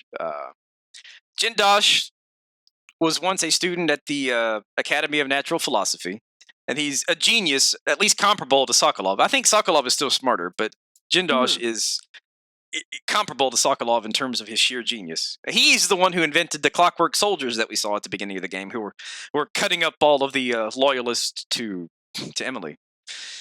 But now Jindosh was expelled from the Academy of Natural Philosophy after 2 years, and it's unclear why. I don't think the game really expressly says why, but he was working toward a Master of Engineering. They expelled him from the Academy, and they expunged all progress he had made towards his degree. So they kicked him out and they erased any evidence. It's kind of like Lance Armstrong. They nullified all of his Tour de France wins after they found out he was doping or whatever. Oh, maybe this guy was doping as well. Maybe he was. What? You can't study on steroids. So yeah, it's like he's cheating, right? Your 7 Tour de France wins were going to take away from you, Jindosh, even though he was not a cyclist, he was an inventor, but still. Yeah, there we go. Same basic concept. They kicked him out and they expunged all progress he had made towards his degree. It's like every relevant committee in the institution signed off on the decree, so it's like the whole academy banded together and kicked him out. And the reasons why are unclear. He had built a couple of devices, and once they kicked him out, they destroyed all evidence of the devices that he built, except what he took with him, I think. So it's like something happened to where they just wanted nothing more to do with him, and wanted to erase. It's kind of like Gwyn with the Nameless King. They wanted to erase any trace of him, and the game doesn't really explicitly state what happened. So it's kind of like they got a little Miyazaki-esque here. It's up for conjecture what exactly happened. But in any case, after he was expelled from the Academy of Natural Philosophy, he somehow got mixed up with Duke Luca Abel and got wealthy, inventing the clockwork soldiers and selling them to the Duke. Wealthy enough, anyway, to build this elaborate clockwork mansion that we have to make our way through in the next mission. The reason that Jindosh had Sokolov brought to him was that right now it's very expensive to produce the clockwork soldiers. Very, very expensive. So he wanted Sokolov to help him find a way to build them more inexpensively, more efficiently. And if that were to happen, then the Duke would have, and of course the Duke is loyal to Delilah, so the Duke and then Delilah would have an army of clockwork soldiers to wreak havoc. And so we don't want that. And so now we're going to go to Jindosh's home, which is the Clockwork Mansion, and our objectives are to enter the Clockwork Mansion, eliminate Jindosh so that he can't build the army of clockwork soldiers, and to rescue Anton Sokolov, who, as we mentioned, has quite the knack for getting kidnapped. Yeah. In the first game, we kidnap him, and in the second game, we rescue him because somebody else kidnapped him. So he has a knack for getting himself nabbed. Poor Anton. Because by this point, he's too old and decrepit to do much about it anyway. Yeah. Your first step again is to get to the Clockwork Mansion. You confer with your allies, and Megan takes you on the skiff over to the streets of Karnaca. And so you navigate your way through the streets. You have to go through 2 wards, and it's kind of a process just to get to the mansion. You start in Lower Aventa, and then you take a carriage to Upper Aventa, and the carriage is blocked by a gate. You have to find the code to the gate or get past it some other way, and then you get up to the mansion. But on your way there, you'll have an interesting encounter if you go by the black market shop. Once you go inside the black market shop and you talk to the proprietor, she'll be like, hide, quick, Paolo's coming. Yeah, that was so creepy. I hid under the table and it was like, oh my god. I did too. Now there's an achievement for killing him 3 times, and this is your first opportunity. Uh-huh. But yeah, so you go hide, and Paolo comes in, and he, basically threatens the owner of the black shop. You sold me some bad ammunition or whatever, and you expect you to do better next time. And he's got his goonies flanking him. Yeah. So after he intimidates the black market person. Oh, just to back up, Paolo is the head of the Howlers. I think we might have mentioned that, but I just want to make sure we did. Paolo's the leader of the Howlers. Mm-hmm. And in the Dust District, the Howlers are basically at war with the Overseers for control of the Dust District. And after that, all of Karnaca. It's like Paolo sees himself as a revolutionary. He sees all the bad and corrupt things that the Duke is doing. And so Paolo is trying to mobilize the Howlers to take back the silver mines from the Duke and reduce the Duke's influence and move Karnaca towards, a regime that's not corrupt and self-serving like the Duke's is. So he sees himself as kind of a revolutionary figure on behalf of the people. But the reason he's at war with the Overseers is that the Overseers have gotten wind that he uses black magic. And of course, we can't have that. So they're doing everything they can to get rid of him. So that's sort of some context there. So Paolo comes into the shop, and it's, like you said, it's really creepy. You hide under the table and watch him intimidate the gal. And then while he's there, you have an opportunity to kill him once. And if you do, he'll vanish, and then this horde of aggressive rats will appear in his place, and they'll attack you. Yeah, which is very familiar. Yep, a boss fight with Granny Rags. And so he'll disappear, and you'll find out why later. Basically, he carries around Granny Rags' hand with him. Yeah. And in the first game, if you killed her, she would just turn into rats and disappear. Mm-hmm. And to defeat her, you had to find this cameo in which she had basically sealed up her spirit. And if you throw that into the conveniently nearby furnace, the cameo will be destroyed, and then she can be killed. But Paolo has a piece of her hand. Or not a piece of it. He actually has her, I forget whether it's her left or right hand, but he has her hand. He carries it around in his pocket. And that enables him at least once per day to be killed and resurrect in his office. And so to kill him, you have to kill him twice before sunrise. Or rather before sunset. Yeah. But you can't do that now. You only kill him once. So as he's leaving, the best way is just to kind of sneak up behind him and slit his throat. Real quick, and you'll kill him. But yeah, man, that encounter is really creepy because you're hiding under the table and you're like, holy crap. Yeah. And then if you do that to Paolo, you'll talk to the shopkeeper and she'll be like, I can't believe you crossed Paolo and lived, holy cow. Then if you're Emily will say, I've been trained by better, much better. We're talking about Corvo, Yeah. And then if you do that, you'll get a special action at the end of the mission. Killed Paolo, once. Apparently he's been killed quite a few times, but he always resurrects at his office. So that's, the Abbey got wind of that, and that's how they knew he was using black magic. Because how could someone do that without using black magic? And the outsider tells you about it in another encounter. He's like, Paolo doesn't give a fig for me, but he knows it pays to have an edge. That's why he's got Granny Rags' old hand. Now, the game doesn't outright say it's Granny Rags' hand, but I think it heavily implies it. It all but says it, that it's Granny Rags. Yeah. So you do that. And then however you do it, you get up to the Clockwork Mansion. And this is where things get really fun. Because Jindosh has built this whole mansion. It's like the whole mansion is interchangeable and reconfigurable. It's like as you make your way through it, once you arrive and once he's aware of your presence, you'll hear him constantly speaking over this intercom. And depending on who you are, whether you're Corvo or Emily, he'll say different things. But he's basically either taunting you or congratulating you on your progress or commenting on the things you do throughout your time in the Clockwork Mansion. Like once this is the first time you're actually going to fight a Clockwork Soldier, and the first one you destroy, he'll complain that you're destroying his expensive creations. You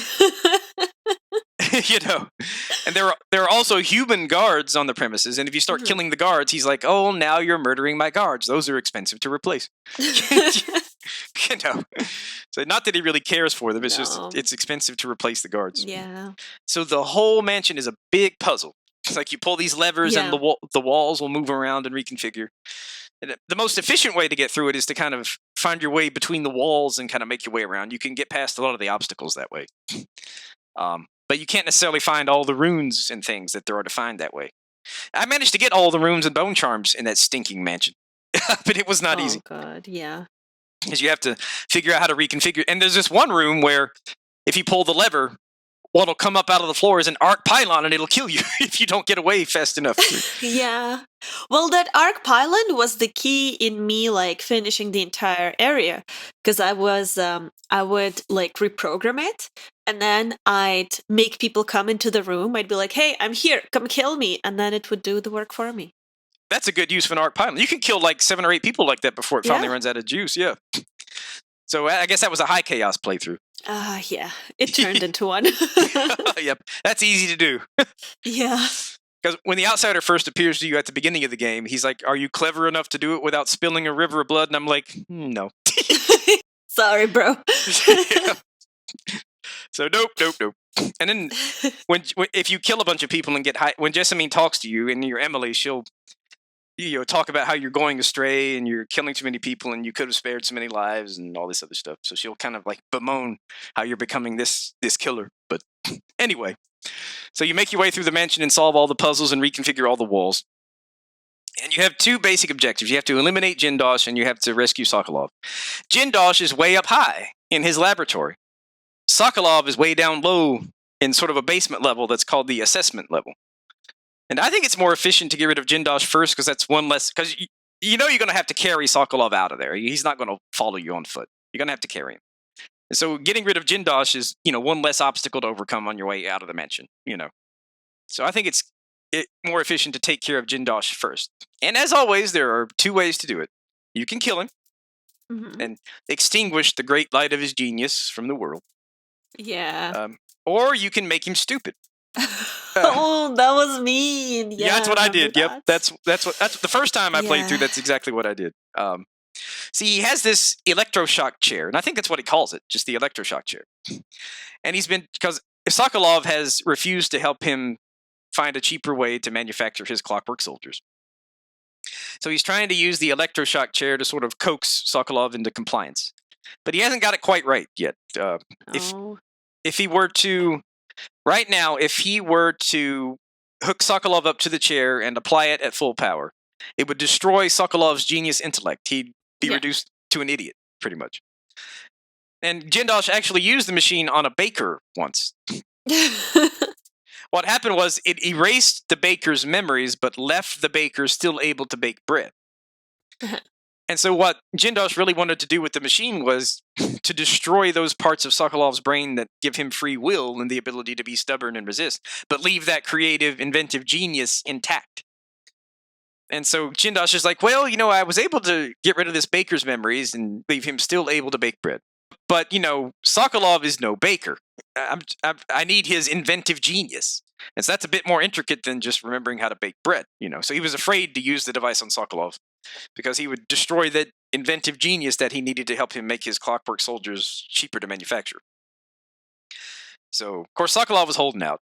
And so what you can do is you can render Jindosh unconscious, put him in the chair, and then activate the machine to make him stupid. Now, that's easier than I'm making it sound. It's actually kind of an elaborate puzzle you have to solve just to get the machine Yeah, I didn't get it. I had to, look it up. I mean, there's all these different things. It's like, basically you're trying to get enough power to the machine to make it work, but you have all these things you have to move around and do. It's a really elaborate puzzle. So there's no shame in like looking it up because it's really elaborate. And there are all sorts of clues peppered about the laboratory, and you have to kind of piece the clues together and figure out. It took me a while because it's so multifaceted. But once you finally get it, strap him in the chair and get it, and turn on the machine, he will scream and wail. He's like, "You don't understand what you're doing. You don't understand what you're preventing. An age of advancement." He's like, but then you make him stupid. Yeah. And then later on in the game, you find audiographs and things where you find out he really has become quite stupid. Yeah. It's like, "Oh, look, I found a butterfly. I plucked its wings." Oh, yeah. That's another one, perhaps faith worse than death. Interestingly, if you look on the wiki, you see that, like, I guess there are some people who argue vehemently that, well, just to back up, in Jindosh's case, it's really, really unclear whether the canon is that you kill him or make him stupid. Uh-huh. It's like, even if you look in like the novels and in Death of the Outsider, there's really not much evidence on it either way. In Death of the Outsider, you do come across like this puzzle that Jindosh made to guard the entrance to a safe, but that was probably done before you either killed him or made him stupid. Mm-hmm. So you really don't know. Yeah. And there's a really robust debate on the point among devotees of the game. The people who insist that the canon is that you made him stupid point to the second novel, which is called The Return of Dowd. And there's this point where like Dowd and Billy are like exploring the Clockwork Mansion. And Billy comments that actually, I've got the book here. Let me open up to the quote real quick. She tells Dowd, she says, "We're in the home of Kirin Jindosh. Well, former home. The owner was an inventor, loyal to the Duke of Serkonos, and his coup against the Empress. But someone, a friend of mine, that is, changed his fortunes." That's the money quote for the people who say that the canon is you made him stupid. Changed his fortunes. Yeah. Because they're like, why would she say changed his fortunes if he were still alive? It's a weird thing to say if he were still alive. Jindosh doesn't live here anymore. Don't worry, we'll be safe. I mean, that argument assumes that Billy is not at all trying to be evasive or untruthful. You know, if she were trying to be evasive, then it makes sense that she would say changed his fortunes. You know, because death is a change in fortune. Yeah. But I tend to think the canon is the non-lethal option just because it usually is. Yeah, it's true. You know, so just, you know, law of averages and probabilities. But, you know, it's one of the few cases in which the later materials, like the comic books and the novels, don't make absolutely clear what the canon is, you know. You might have killed him, you might have made him stupid, and you'll have some people arguing that, oh, well, you know, even if you made him stupid, he might have recovered his intellect somehow. And then they'll concoct these elaborate scenarios by which he might have recovered his intellect, and they're really too attenuated to make sense. So on this topic, there's a lot of debate within the community, and I just thought it would be good to point out, because it's almost got like a Dark Souls-esque feel to it, the way people debate the point. Like, what happened to Jindosh? Nobody really knows, you know. And Billy, who's in a position to know, like I said, the only reference she makes to it is that cryptic reference in the novel when she and Dowd are exploring the Clockwork Mansion, you know. And so I'm glad I conveniently had the novel right here to look at for the podcast. See, we're professionals. You know, we're prepared. Well, speak for yourself. Like, don't you call me a professional. I'm an amateur. Doggone it. So, yeah. So now that we've done whatever we're doing to Jindosh, now we have to rescue Sokolov, and so we have to go down into the assessment chamber. And this is kind of a weird place because it has all these. It's like a maze. It has all these walls up, but there are these pressure plates you can step on to make some of the walls, you know, go down into the floor and kind of make your way over to where Sokolov is. But there's also a clockwork soldier patrolling the place, so you got to be careful. And in the part of the place where Sokolov is kind of walled off, there's a pressure plate that he could use to leave, but then the clockwork soldier would kill him. Yeah. And Jindosh leaves him this little note taunting him. Ha ha ha, you could get out, but there's a clockwork soldier here, so you know he would kill you. I mean, that's not in so many words, but, you know, that's basically. It's like, you know, you could escape any time by stepping on this pressure plate, but my mechanical marvel would soon intercept you, or something like that, you know. Yeah. So Sokolov is in his bed. He's in rough shape. You know, he hasn't been well fed or well treated the whole time. Yeah. And so when how he greets you, of course, depends on which character you're playing. If it's Corvo, he's like, "Oh, Corvo, only you could have made it this far. I'm so glad to see you." Aww. If it's Emily, it's more like, oh, Emily, look how you've grown. Look how you've changed. I'm so glad to see you. And then he passes out. Just like in the first game, he'll be unconscious and you'll have to carry him out. Yeah. If this was Mario, there would be a note saying, your Sokolov is in another castle. Yep. We're sorry. Your Sokolov is in another castle. Somebody should make like a platformer of Dishonored where you're constantly trying to rescue Sokolov. Yeah. Set up like Mario. Like you're Corvo or Emily and you're platforming around, and every time you finish the mission, we're sorry, Anton is in another castle. Brilliant. Brilliant. I love it. It could be one of these hardcore, one of the streamers I follow is called Peaches, and his thing is he does these like really hardcore Mario games that are like super hard. Oh yeah, yeah. I think it's called like Kaiser Mario or something. They're super hard. So you can make the game like that, and every time you get to the end, oops, sorry. Like the Dark Souls of Mario. Or the Dishonored of Mario, or the Mario of Dishonored, or some such thing. I don't know. But yeah, so you get Sokolov out of there. And of course, usually in these missions, like when you find the target, incapacitate them and have to carry them out. Or you don't incapacitate Sokolov, he just faints because he's been so mistreated. You carry him out. And usually more guards and clockwork soldiers will appear, even though they weren't there before. Because now you're trying to get someone out, so naturally they have to throw more obstacles at you. Because we can't just let you walk out. That'd be too easy. So once you solve the puzzle of the pressure plates and get him out of there, this time 3 of Delilah's witches will be waiting for you to intercept you. So you can either sneak past them or fight them and take them out. So anyway, you finally get out of there and you get Sokolov back to the Dreadful Whale. He's back on the boat and everybody's happy. Yay. Woohoo! And so after 3 days of recuperation, Sokolov... Actually, no, I'm skipping something fairly important. Once you get back to the boat and go to your little room and sleep, someone pays you a visit. And I bet you think I'm going to say it's the outsider. No. It's Delilah. Oh. It's like Delilah appears to you in the void in basically the same way the outsider would. She pulls you into the void and appears to her just like the outsider can do. So basically, Delilah pulls you into the void and she basically shares her backstory, which I think we basically covered in a prior podcast. But in a nutshell, it is that Delilah is the illegitimate child of Emperor Uhorn, who was Jessamine's father. He had her... Well, he begat her by virtue of an illicit affair with one of the kitchen workers.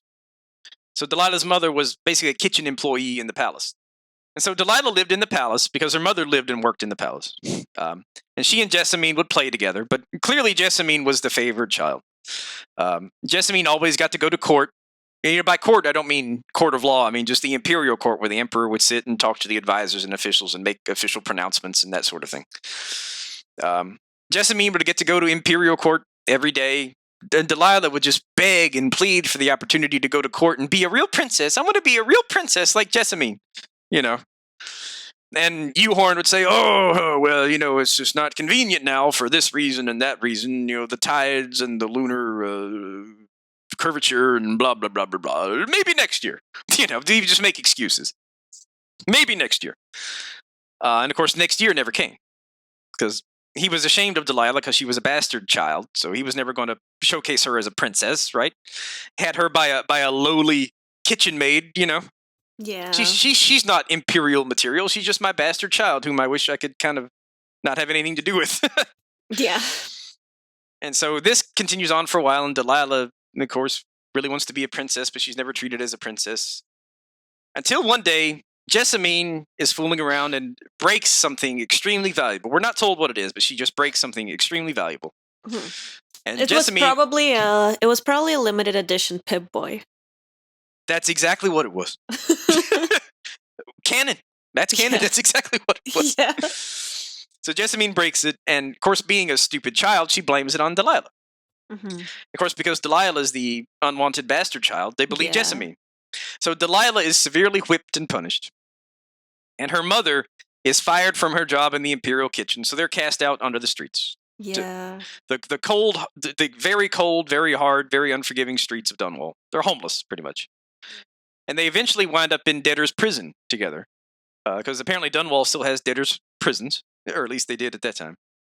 And Delilah's mother dies kind of a slow, painful death due to prolonged mistreatment by one of the prison guards, which is very sad. Yeah. And then you come to find out later that Delilah couldn't afford a proper funeral, so she had to curl her mother's legs up underneath her and put her in this little box and just bury her where she could, Yeah. Yeah, you don't find that out till later, but that's just sort of interesting anecdote. And so Delilah kind of had it rough. Yeah, the more you find out about Delilah, the more you feel like, you're not entirely bad. Oh, yeah, it's like, I can understand where you're coming from a little bit. Yeah, I'd probably do the same thing. I'd kill Corvo and Emily both if I were you. Well, yeah, I'd want to take over the empire and finally be a princess, Yeah, I'd need my revenge, Absolutely. I mean, you can kind of see where she's coming from. Yeah. I don't think she played any direct role in the assassination of Jessamine, but she certainly didn't mourn her sister. Yeah, there we go.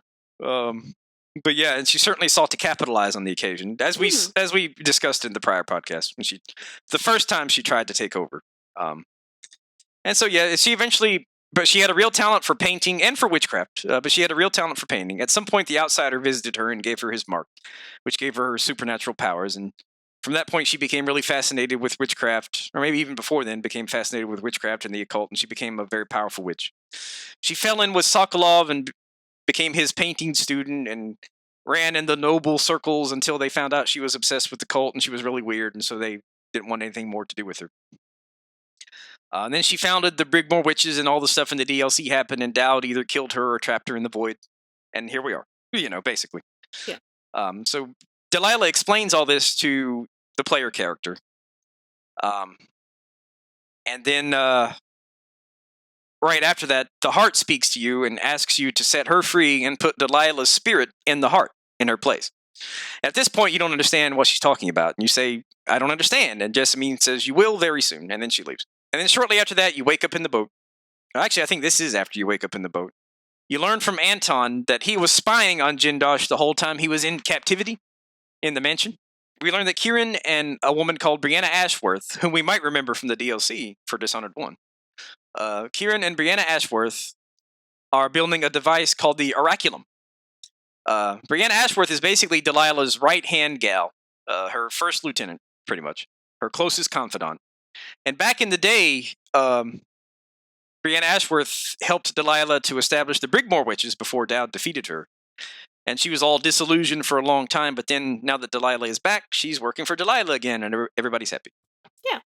Ashworth was born into a wealthy family who sought to marry her off for financial gain. She ran away, felt like she was free for the first time in her life, got hooked up with Delilah, and the rest is history, pretty much. That's the Cliff Notes version of it. Yeah. Interestingly, she lost her powers the first time Delilah defeated Dowd, but now that Delilah is back, she has her witchy powers back again. And she's more powerful than the average witch that you'll fight because her connection with Delilah is especially strong. So she's a little bit harder to defeat than your average witch that you'll encounter in the game, if you decide to kill her or incapacitate her. She's one of the targets. You find out that she and Jindosh are working on a device called the Oraculum. And the Oraculum is, you come to find out, I'll just go ahead and explain it. It is a device that allows them to influence the prophecies and the visions of the oracular order. Because like we've said before, the Abbey of the Everyman, the religion has two sides to it. The military side is called the Overseers, and they are led by a High Overseer. They are all men, without exception. And they are the public face. They're the police and military side. They're the ones who ransack people's houses looking for evidence of the occult and interrogate people till they die and all that good stuff. The Sisters of the Oracular Order, on the other hand, they're all women, without exception. And really, I think they're the ones in charge, if you really break it down. Uh-huh. They tend to cloister themselves together, and they purport to have all these prophecies and visions that they then pass along to the overseers who put implicit faith in them, right? Mm-hmm. Now, it's sort of hypocritical because on the one hand, the Abbey is dedicated to opposing anything that smells like the occult or black magic. Yet they accept prophecies and visions and divination from these oracular sisters. I mean, isn't divination occultic? It seemed a little weird. Right? And I mean, it's not like it's presented as the sisters are giving us their political musings or their insights gained from study. It's prophecies and visions. Yeah. When the sisters deliberate, it is very much like a parliamentary body. They get together, they do their research, they discuss every aspect of the issue. And so they do study and research things. which has led some people to say that they don't really get supernatural visions at all. It's just all from study and research. But I think the rest of the game really heavily implies that they are getting prophetic supernatural visions and prophecies from someplace. And the overseers accept it as supernatural divinations, words from on high. Yet the precise source is never specified, and it really smells a lot like divination, which is an occultic practice. So I don't see how they reconcile these things. Right? You want to stamp out all indication from the consult, but you're accepting divination from these Sisters of the Oracular Order. I think it's hypocritical. Definitely. And so what the oraculum does is it can tap into the energies of the void, right? Just to kind of back up, the Sisters of the Oracular Order all share something of a telepathic connection with each other, and it lingers after death. Mm-hmm. So what Ashworth has done is she's basically dug up 5 bodies of dead oracular sisters and arranged them in a certain way and put all these magical runes and drawings around them. And she and Jindosh have built this device that uses special optical lenses to channel the energies of the void into those corpses, which in turn channels it into the oracular sisters and establishes a connection with the sisters and enables Ashworth to influence their prophecies and visions in ways that Delilah wants. And so it's a backdoor way for them to control the oracular sisters, which is a way to control the Abbey, or at least move it in the direction that Delilah wants. Pretty smart. It is really smart. And you see evidence of this influence because at first, the Abbey was really opposed to Delilah's being the Empress. They didn't think she was legitimate, and so they voiced their opposition to her reign. But now, all of a sudden, the Sisters of the Oracular Order are saying, well, maybe Delilah's not so bad. Maybe we can accept her as a legitimate Empress. So you're like, wait a minute, the Abbey reversing its position on something? What? And actually, Vice Overseer Liam Byrne, who we'll encounter later, he starts to suspect that something is wrong with the sisters because of this. But he's afraid to speak out because he's afraid his rivals in the Abbey will capitalize on it and make him look like a heretic or whatever. Yeah. So something's wrong with the Sisters of the Oracular Order, and it's because Ashworth's been using this device to influence them. And I hope the way it works made sense the way I explained it. It's basically the corpses of the sisters are ways to directly influence the minds of the living sisters by channeling void energy through these special lenses. So that winds up being the key to the non-lethal resolution. But anyway, so that's Ashworth in a nutshell, and that's the Oraculum. And so what your objective is, Ashworth is the curator of the Royal Conservatory, which is basically a museum of natural history and science and other things in Karnaca. So your objective is to go there, take her out, and destroy the Oraculum, pretty much. And so you go into the conservatory and you do those things. Of course, you can kill her, which is always an option. Or you could do something else, which I think is a lot more satisfying, the non-lethal option. And I want to say this is the canon version, but I can't point to any definitive evidence for that right off the top of my head. But I think this is the canon version, the non-lethal option. Okay. What you can do is, instead of killing her, you can sever her connection to the void and strip her of her supernatural powers. Which later, if you do it, you find out that means Delilah cuts off all contact with her, doesn't want anything to do with her anymore. Right. Delilah says it's because, I just can't bear to see her in such a sorry state. But really, I think it's, she's not useful to me anymore without her powers, so forget her. Yeah. Yeah. Now, the two were close, and some speculate that they even had a romantic relationship, but I don't know. I'm not convinced of that, but it could be. Well, it wouldn't surprise me, because Delilah's good at using people. She is. I mean, the way, if you find, little notes that she leaves, anytime she talks to any member of her coven, it's almost got, a romantic tone to it. It's like, my love for you only grows, dear sister, it's like Maybe she was dating everyone. She might have been. she might have been a player. But she's good at manipulating people, and I think that's part of what it was all about. Now, if you kill Ashworth, Delilah will talk about wanting to avenge her, and in the final fight with Delilah at the end of the game, she'll talk about how she's avenging Ashworth's death. Aww. But if you take Ashworth's powers away, Delilah's basically like, yeah, I'm not going to have anything to do with her anymore. Aww. So that lends me to believe that Delilah has some affection for Ashworth, but is basically using her. Yeah. And the way you strip her of her powers is you find a note that indicates that, as we said, the Oraculum relies on these special optical lenses to channel the energies of the void into these corpses and in turn into the sisters to influence their prophecies. But the first batch of lenses that she and Jindosh made for the machine were flawed. So much so that when she tried to use them, it very nearly severed her connection to the void and took away her power. And so she's like, oh man, we can't use these lenses anymore. I'm going to keep them in my office for a little while, and then I'm going to throw them away. It's like, if these are so dangerous to you, why would you keep them? Why wouldn't you just get rid of them? Right? Yeah. I guess she wanted to, I think the note implies she wants to study them or something. Maybe to figure out what the flaw was, but, it winds up being her undoing. So it's like, why wouldn't you just get rid of them? But anyway. And so once you find this note and figure out how to do the non-lethal option, you'll find these flawed lenses, go to the machine, switch them out, render Brianna Ashworth unconscious, bring her over to the machine, maybe do a few other things, and then turn the machine on. Mm-hmm. And then once that happens, you'll see this big, spectacular visual display, and then she will have lost her supernatural powers. At which point, she won't be hostile to you unless you attack her. She'll just sit there on her knees with her arms folded up. Just leave me be. Just leave me be. So you've taken her powers away. You've severed her connection to Delilah. Because all the witches get their powers from Delilah. Because Delilah has the ability to give her powers to other people, kind of like Dowd does. So once you sever her connection to the void, she has no more powers, and then she's just a broken, miserable wretch. So that's how we get rid of Brianna Ashworth in the non-lethal option. And of course, we have to render the Oraculum non-functional so that Delilah can no longer influence the Sisters of the Oracular Order. Now, if you play your cards right, you can actually listen to the sisters as they're prophesying using the Oraculum to kind of eavesdrop on them, and they say some interesting things. They actually predict some of the things that are going to happen later in the game, like when you do the final mission. Like they'll predict that the Overseers will attack Delilah and be defeated and stuff like that. So it's really interesting. So they're actually divining the future.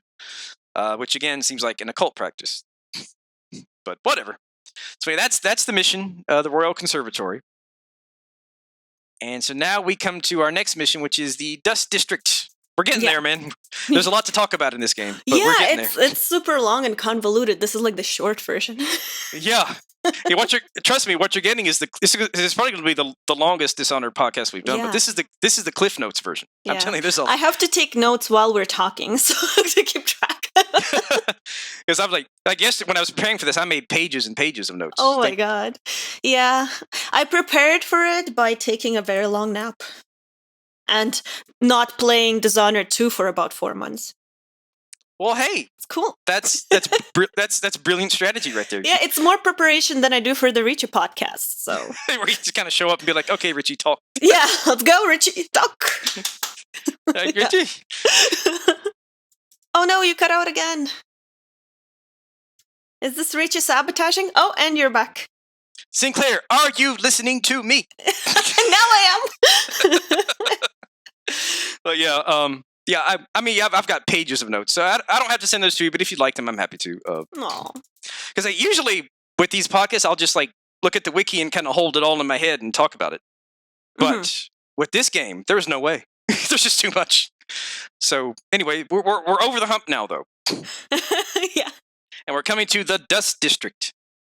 And the reason it's called the Dust District is quite literally because it's really, really dusty.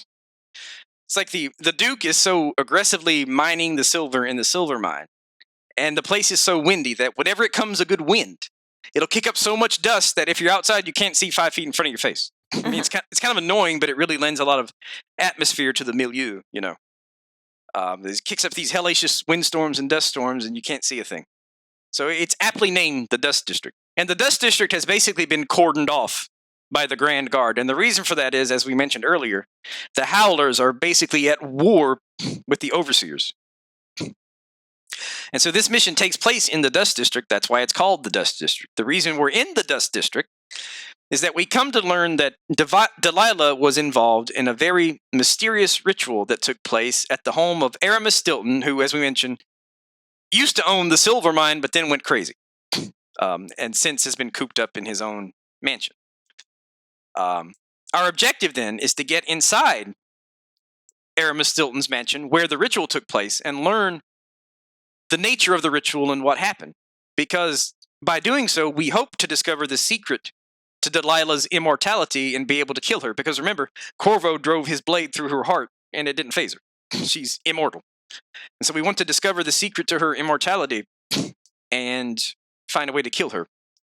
Because right now we don't know there's a non-lethal solution to that one too, but we'll get to that. Because there's always a non-lethal solution. Yeah. But the entrance to Aramis Stilton's mansion is protected by a lock. And it's not the standard lock where you kind of search around and find a 3-digit combination and plug it in and get inside the mansion. No, it's a very difficult, very complicated logic grid puzzle. It's the same type of puzzle, incidentally, that they give you on the law school admission test here in the United States. It's a logic puzzle. Only it's a lot harder than anything you'll come across on the law school admission test. Very, very complex. It's like, there are basically 4 ways to find the solution. Number 1 is you can stand there and read the clue and puzzle through it until you eventually solve it yourself. Or you can look it up online. I guess if you want to. As usual. I think like the codes to the safe will change, as we discussed before, to make it harder for you to look it up online. Yeah. But I think this puzzle is, the best I can tell, this puzzle is fixed. Okay. That may not be the case. There may be like 2 or 3 different versions of it. But the best I can tell, it's everywhere I see it discussed online, it appears to be the same. So I've concluded that it's fixed, but it may not be. And if you want to platinum the game, you're going to have to solve it yourself without finding any clues to the solution in the area, because there's an achievement for that, just incidentally. Yeah. So there's 4 ways to get past it. One is to solve it yourself. Another one is to get either the Overseers or the Howlers to help you, because they both have the solution. The Howlers have it because the Duke has actually hired them to see to Stilton's needs while he's cloistered in the mansion, babbling to himself incoherently. So they have the key because they've been tasked with supplying his needs. Why the Duke is employing the Howlers for anything, a criminal gang, I don't know. But for some reason, he's employed the Howlers to come and go from the manor and see to Stilton's needs.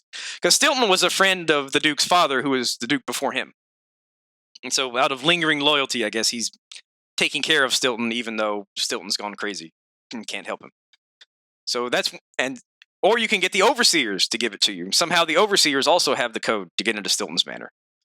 But of course, neither side will give you the solution. I keep saying code, but it's really the solution to the puzzle, unless you do them a favor. Basically, it's if you want the Overseers to give you the code, or rather the solution, you'll have to kill Paolo and bring his body to the Overseer outpost. If you want the Howlers to give you the solution, you'll have to kill Vice Overseer Byrne, who's in charge of the area, and bring his body to Paolo. Yeah. And if you do that, and there's an achievement for siding with one or the other, and so to platinum the game, you'll have to side with both in different playthroughs, or each in a different playthrough. But there's a third way. As you're exploring the Howlers' territory, you come to find out that there's an apartment owned by a person named Durante. And you find a note nearby from Paolo instructing someone to find... Durante is basically dead because the Overseers have captured him. And the Overseers' prisoners tend not to live too long, you know? Yeah. So like he was nabbed by some of the Abbey's boys. And so Paolo has left instructions to find a way into Durante's apartment without blowing anything up. Because inside Durante's apartment is the solution to the Jindosh lock. But the key to get into the apartment is in the Overseer outpost. Now, if you go into the Overseer outpost without Paolo's body, they'll be hostile to you. And if you go into Howler territory without Vice Overseer Byrne's body, the Howlers will be hostile to you. So you can find the solution without helping either the Howlers or the Overseers, but that requires you to go into each faction's territory, and they'll both be hostile to you. So that's fun, if you want to do it that way. Yeah. But there's also a way that you can one of the options that you have in the mission is to dispose of Paolo, regardless how you get the solution. You can dispose of Paolo, you can dispose of Vice Overseer Burn, or you can dispose of both. And you can do that lethally or non-lethally. And what you do here will have an impact on the ending of the game. Like, once you finish the game, the outsider will explain the political ramifications of your decisions. And if you leave either Paolo or the Vice Overseer alive, but not both, or I say alive, if you incapacitate one but not the other, then the faction whose leader you leave intact will basically kind of take over Karnaca. You know, if you leave the Vice Overseer alive but get rid of Paolo, then the outsider will remark how the Abbey will be able to enforce unrestrained righteousness across Karnaca. You know, because they basically take over all of Karnaca. So whoever you leave standing, having gotten rid of the other one, will have tremendous influence in Karnaca once the events of the game are over. If you take both out, then neither one will have much influence. If you leave both intact, then both of them will have a presence in Karnaca, but neither one will have absolute dominion. You know, they'll sort of learn to coexist if you leave both in place. You know, and if you decide though that you want to eliminate Paolo or the Vice Overseer, again, there's a lethal and a non-lethal way to do it. You can kill them, but you can also have them shipped off to work in the mines. Kind of similar to what you do in the DLC in the first Dishonored game with the Whaling Baron.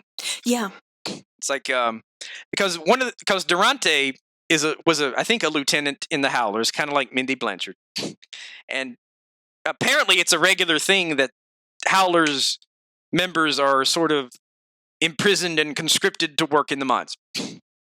And so Durante has an arrangement with the mining company. For every drunk off the street that Durante can kidnap, nail up in a crate, and ship off to the mines will release a member of the Howlers gang. Yeah. In this case, Durante was trying to negotiate for the release of two of his guys. I think their names are Pablo and Bill. I may be getting that wrong. It's like Pablo and Bill. I recall one name was very similar to Paolo. I'm trying not to get them confused, you know. So it's like Pablo or Polo and Bill, or something like that. Or I think that's the name, but I could be mistaken. And so you find a note from the mining company that says, "I'll release your two men, basically once we receive two replacements. As usual, find two drunks, put them in these two crates, nail them shut, and ship them off to us."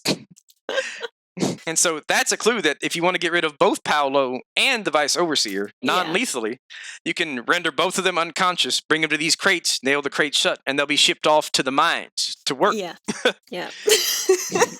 Again, a much better fate than death. Yeah. There goes Dishonored being nice again. Yep. So if you can do that. I actually opened up the game to read those notes this morning because when I woke up this morning, I realized I was unclear on exactly how the non-lethal solution works. So I went back through the lore notes that I had in the game and you know, figured it out. Yeah. When I woke up this morning, my boyfriend was like, "Aren't you recording with Nick today?" And I'm like, "Oh crap, you're right." Yeah. True professionals. Yeah. I think that's me most days. Oh crap, I've got this going on today. Holy cow. Oh crap, I'm a lawyer. Yeah. Oh crap, I'm alive. But yeah. So anyway, however you do it, you get into the manor, and once you input the solution to the lock, I think that's the end of this mission, pretty much. And so and then the next mission will pick up right after. You won't go back to the boat or anything. Interestingly, though, during the Dust District mission, one of the interesting side things you can do is to explore Corvo's childhood home. And there's a special action for that at the end of the mission. So I thought that was neat. I mean, it doesn't have really any real big significance to the lore, but it's kind of neat, you know. So anyway, then once you get to Aramis Stilton's Manor, the next mission is called A Crack in the Slab. And this is a fun one, a really fun one. I think this level actually took some inspiration from something in Bioshock 2. I forget, the Persephone something or other. I forget the name of it. But it's like it took a lot of inspiration from one of the missions in Bioshock. I think it was Bioshock 2. And the title had something to do with Persephone, but it escapes me at the moment. I know you're a Bioshock fan, so I'm sorry I can't remember what the mission title is. But Yeah, me neither. But yeah, and so once you get onto the premises of Aramis Stilton's manor, you find that reality is distorted. Yeah. You don't have access to all of your abilities. Basically, if you accept the outsider's powers, you can invest runes in one of two general types of abilities. The first are powers, and those are things like Shadow Walk and Blink, and the obviously supernatural things you can do. Mhm. And the other are called enhancements, and these are basically passive enhancements to your physical abilities. Like this is like additional health or the ability to jump higher or whatever. Powers do not work in the manner, but enhancements do. So what usually happens is by the time I get here, I haven't invested in agility, which lets you jump higher. But then I realize, I can't use blink or I can't use far reach, and there are some high places I want to get to. So let me spend a couple runes on agility so I can jump higher and get to these places, because your powers don't work, but the enhancements do, which is kind of weird. And the reason that reality is distorted is because of the ritual that took place 3 years ago. And shortly after you get inside, you find that Stilton is still alive. He's there babbling to himself. He's lost his mind. Mhm. And you also learn at some point that Megan/Billy was really good friends with him. And shortly after the ritual took place, he disappeared, and she went looking for him. And in so doing, she came across some members of the Grand Guard, and she escaped with her life, but it cost her an eye and an arm. And that's a hint as to how you can prevent her from losing her eye and her arm, but you don't know, because you can time travel in this mission. Yeah. Shortly after you get there, the outsider will appear to you and basically explain that because due to the ritual that took place some years ago, 3 years ago, reality is distorted, and so you can't use your powers. But it's okay, because I'm going to give you this handy-dandy device called a timepiece. Yeah. And the timepiece allows you to travel back and forth between present day and that fateful night 3 years ago. But it's weird because it's like, let's say you go back to the past, and in the past it's 12:05. Then you come back to the present for 5 minutes, and then you go back to the past. It's going to be 12:10 in the past, because time keeps moving forward in the past as you go back and forth from the past to the present. Mhm. But you can go from the present to the past with this device basically at will, and it's a really interesting way to get through, because your basic objective is to get to Aramis Stilton's study where the ritual took place. And there are multiple ways to do that. The most obvious way is that you come to find out that Stilton is in the backyard. This is before he went insane. Stilton is in the backyard, and he's got his notebook on his person, and his notebook contains the code that you'll need to open the door to his study. Now, you can get to his study without the code, and if you do, I think it either unlocks a special achievement or a special action in the game. You can do it. And I actually managed to do it the last time I played through without getting the code. Yeah. So I was very happy. I kind of stumbled on it by accident, but I managed to do it. So yeah. But, the straightforward way is to find Aramis Stilton in the backyard and get his code. Now, in the present day, the mansion is all decrepit and things have fallen in, and so the layout is different in the present from what it is in the past, right? So one of the means to progress through the mansion is, if your way is blocked in the present, if you go back to the past, maybe it's not blocked, and vice versa, right? Because like in the present, sometimes doors will be missing, and in the past, it's a locked door, so you have to kind of go back and forth to explore the whole area. And so it's really interesting. And of course, guards are patrolling. In the past, guards are patrolling the mansion, and so you have to watch out for them or kill them or do whatever you do. So as you make your way through the mansion, you find all these cool things. You come to learn that the reason that Aramis Stilton went insane is because he participated in the ritual, and what he saw broke his mind pretty much. So he went crazy. And so he went crazy, he went missing because the Duke had him cloistered up inside the mansion. Mm-hmm. And so Megan went looking for him, or Billy went looking for him, had the encounter with the guards, lost her eye and her arm. And so what you can do to prevent this is you can either kill or incapacitate Stilton in the backyard before you go into the study. Because he'll be there. Yeah. And he'll have guards with him. And if he sees you, he'll attack you because you're breaking into his home. Obviously, yeah. And so I kind of got a little bit ahead of myself. The reason that they're having the ritual in his mansion is because the Duke basically asked him, say, hey, I've got some friends. We're going to hold a seance. in your mansion. Are you okay with this? And of course, nothing sketchy, just a little Ouija board, little Halloween party. Don't worry about it. Yeah, no big deal, right? Just some spooky stuff. Yeah. And now, Stilton had reservations about this, but because it was the Duke, and because Stilton was close friends with the Duke's father, the former Duke, the current Duke's name is Luca. His father's name was Theodanus. So when I say Theodanus, I mean the Duke that preceded the current Duke. So Stilton was good friends with Theodanus. Now, of course, Theodanus' son Luca is an incompetent, derelict. He's not stupid, but he's corrupt and self-serving, I should say. Mm-hmm. But out of loyalty to Duke Luca's father, and just out of a desire to please the person who's in power right now, he says, "Sure, you can go ahead and have the seance in my manor." Then you'll find notes where Stilton is telling his staff to, get the best wine, get the best food, because the Duke's coming with his friends. Mm-hmm. But he has reservations about it. He's like, maybe I never should have allowed them to come in here. Yeah. And so the ritual is taking place in the study, which you make your way through the mansion, and you get to the backyard, and then the backyard is between you and the study. And so Stilton is in the backyard, and if you knock him out before you go in and observe the ritual, then when you get back to the present day, everything will change. The mansion will be in good shape. It'll have staff and servants, and Stilton will not have gone insane. And rather than the Duke running roughshod and working the miners to death and exploiting them, Stilton will still be actively running the mine and advocating on their behalf. Mm-hmm. So conditions for the miners will improve, because before Stilton went crazy, he treated his miners very well.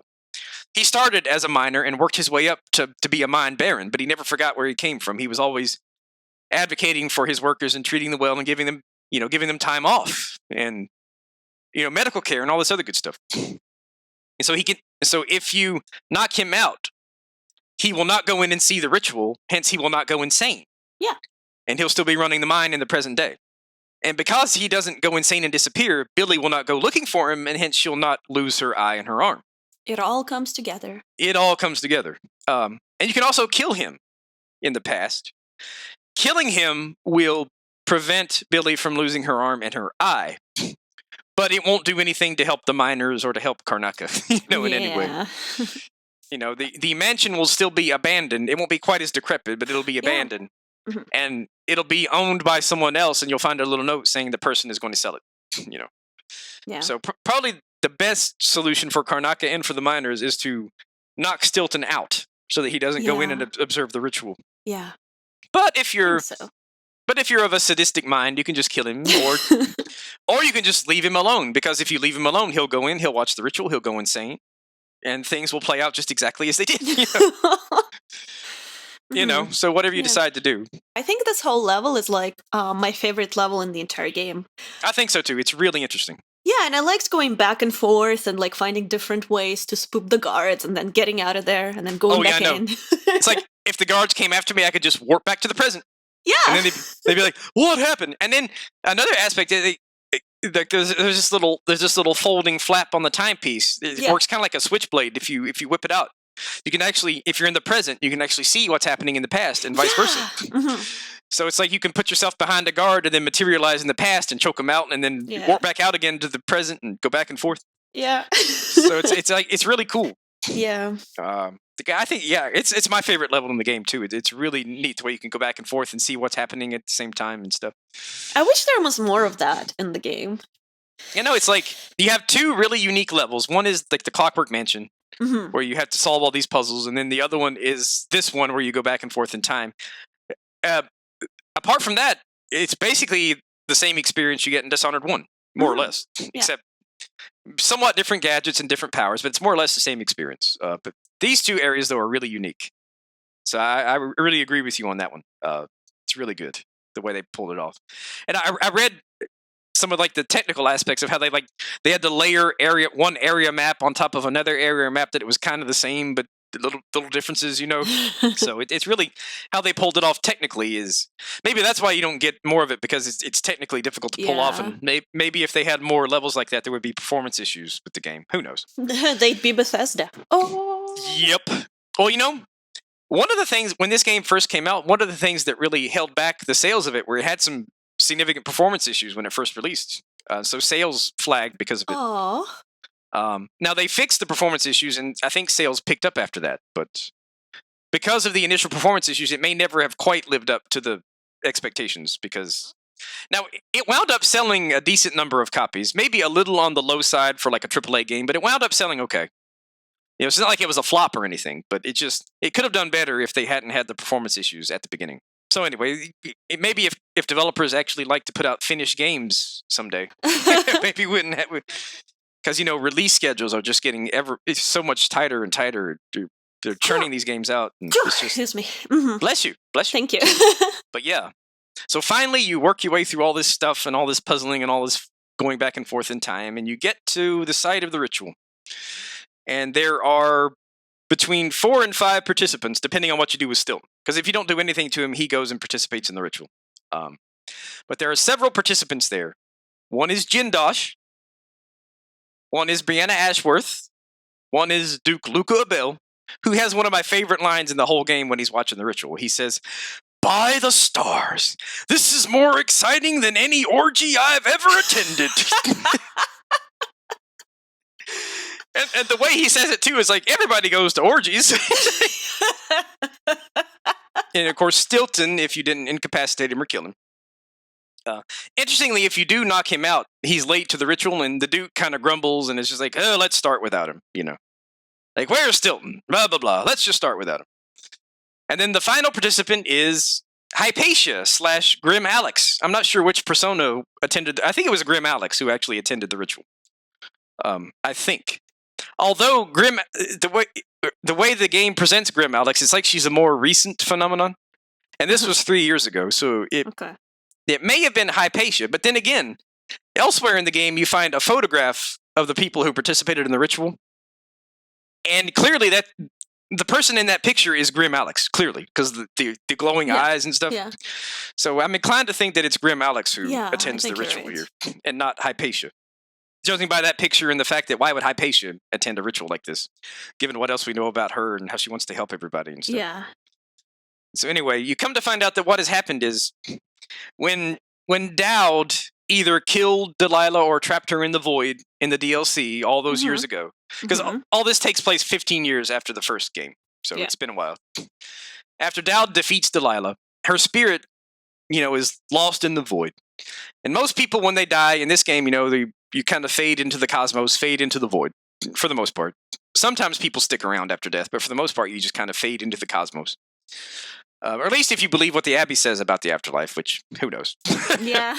And in Death of the Outsider, you found out that quite a few people tend to stick around in the void after they die, including Dowd, but we'll get to that in another podcast. So Delilah's spirit is lost in the void, and she happens to come across that place in the void where the outsider was made the outsider. Because the outsider wasn't always the outsider. 4,000 years ago, he was just a normal human being. He was a poor boy, basically homeless in some destitute and rough part of some ancient city. And basically, these cultists got together and performed this ritual on him that turned him into the outsider. And the place where they did that was a place where the void kind of intersects with our world. So the ritual basically took place in the void. And so Delilah found that place in the void where the outsider was made the outsider. And by sheer force of will, she held on to that place and stayed in the void and got stronger and stronger and stronger until she was strong enough to reach out beyond the void and contact the Duke and Brianna Ashworth and all these other people and explain to them just how to perform the ritual that would bring her physical body back from the void and bring her back to life. And so that's what the point of the ritual was, to bring Delilah back into the physical world from the void. So from sheer force of will, she comes back from the dead. I think that's pretty impressive. Yeah, I agree. She's persistent. She really wants her revenge. Yeah, buddy. Do not mess with Delilah. No. Her cunning and force of will are renowned, and I think for good reason. She's basically the Putin of Dishonored. Pretty much. Don't mess with me or you're liable to die of radiation poisoning. Because I'm Putin. I poison people. I'm sorry, President Putin. I didn't mean to say that. I wasn't talking about you. Don't kill us, glorious leader. Glorious. Yeah, and Sin and Nick have never been heard from again. Pretty much. This is the end. Yeah. You could put a big RIP thing up on the screen. Yeah. Or maybe our faces on a milk carton. Have you seen these two? Have you seen Sin and Nick?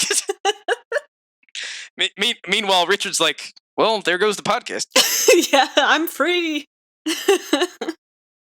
But yeah, so when you see the ritual, and basically it's, they get together and go by the stars and all this stuff, and they finally pull Delilah out of the void, and she appears in the room.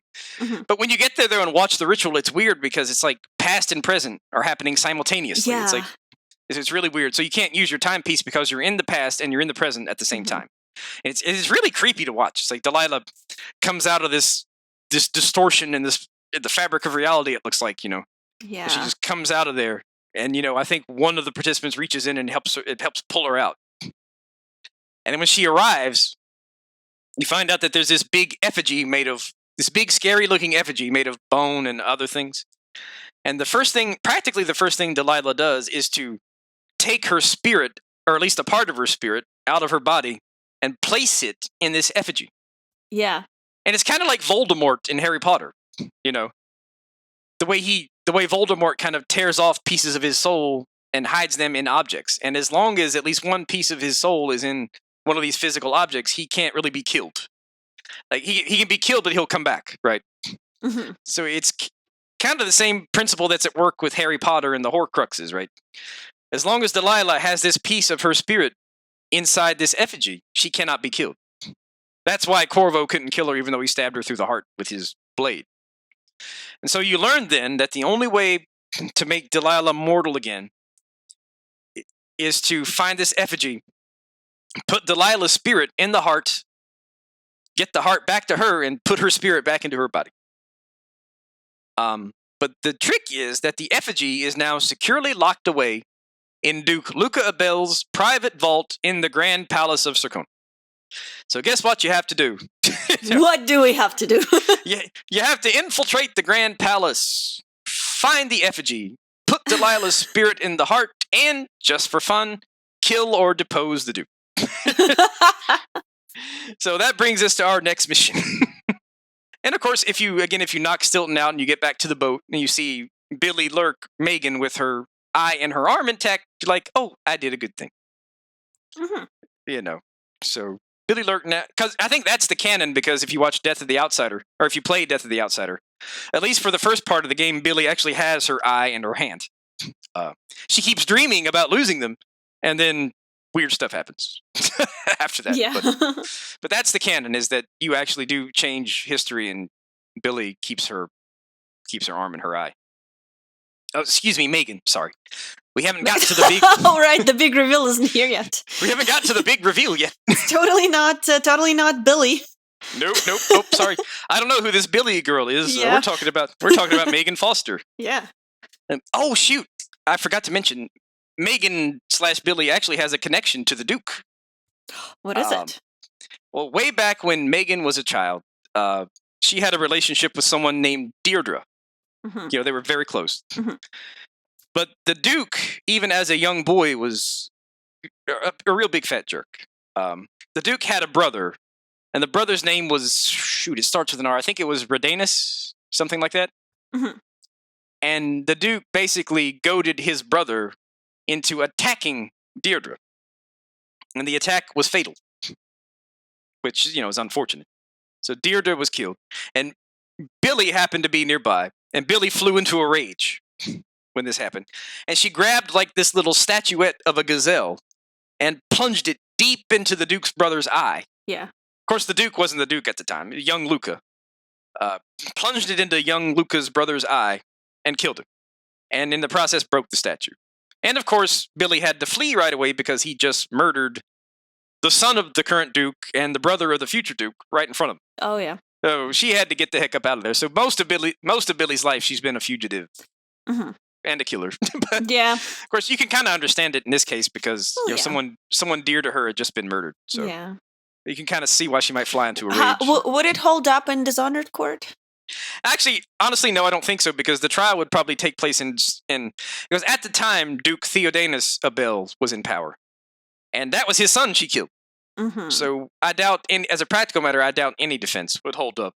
But now in real life, though, if you're charged with murder, there's a lesser offense called voluntary manslaughter.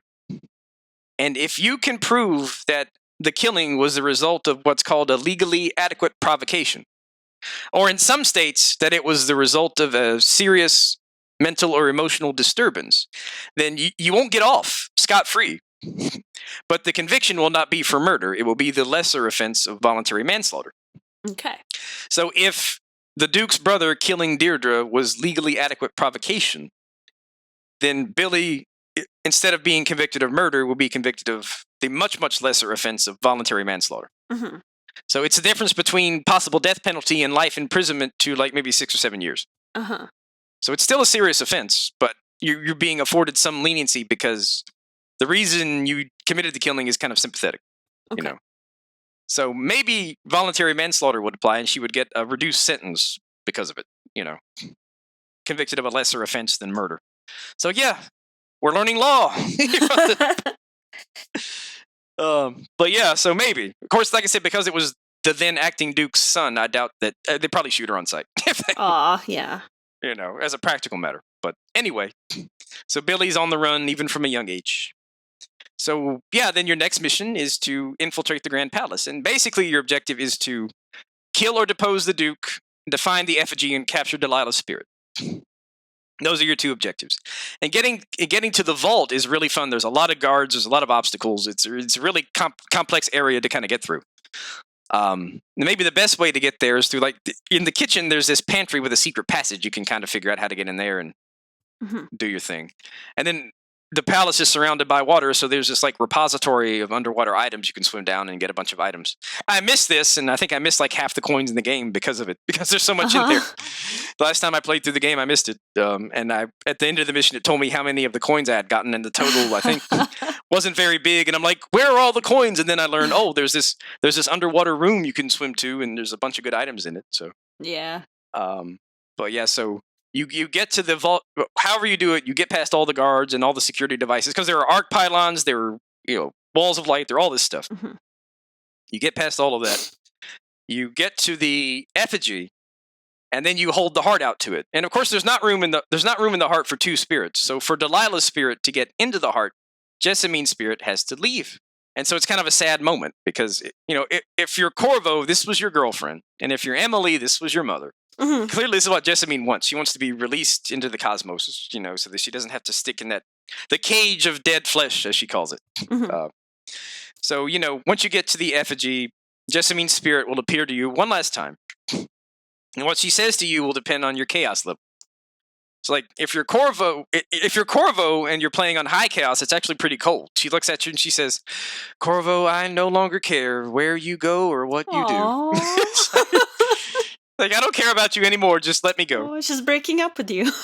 Basically, yeah. I think on low chaos, it's a lot nicer. You know, she'll talk about, you know, she'll speak much more flatteringly of you. If you're Emily and you're on high chaos, she'll look at you and she'll say, "Oh, daughter, you are becoming everything I fought against." Aww. And Emily says, "But I did it for you, your throne, your legacy." "Oh, dear daughter, you are becoming everything I fought against. I love you, but let me go." And that's it. I love you, but you suck. Pretty much. So Jessamine does not approve of all the killing in high chaos. No. I think that's the point.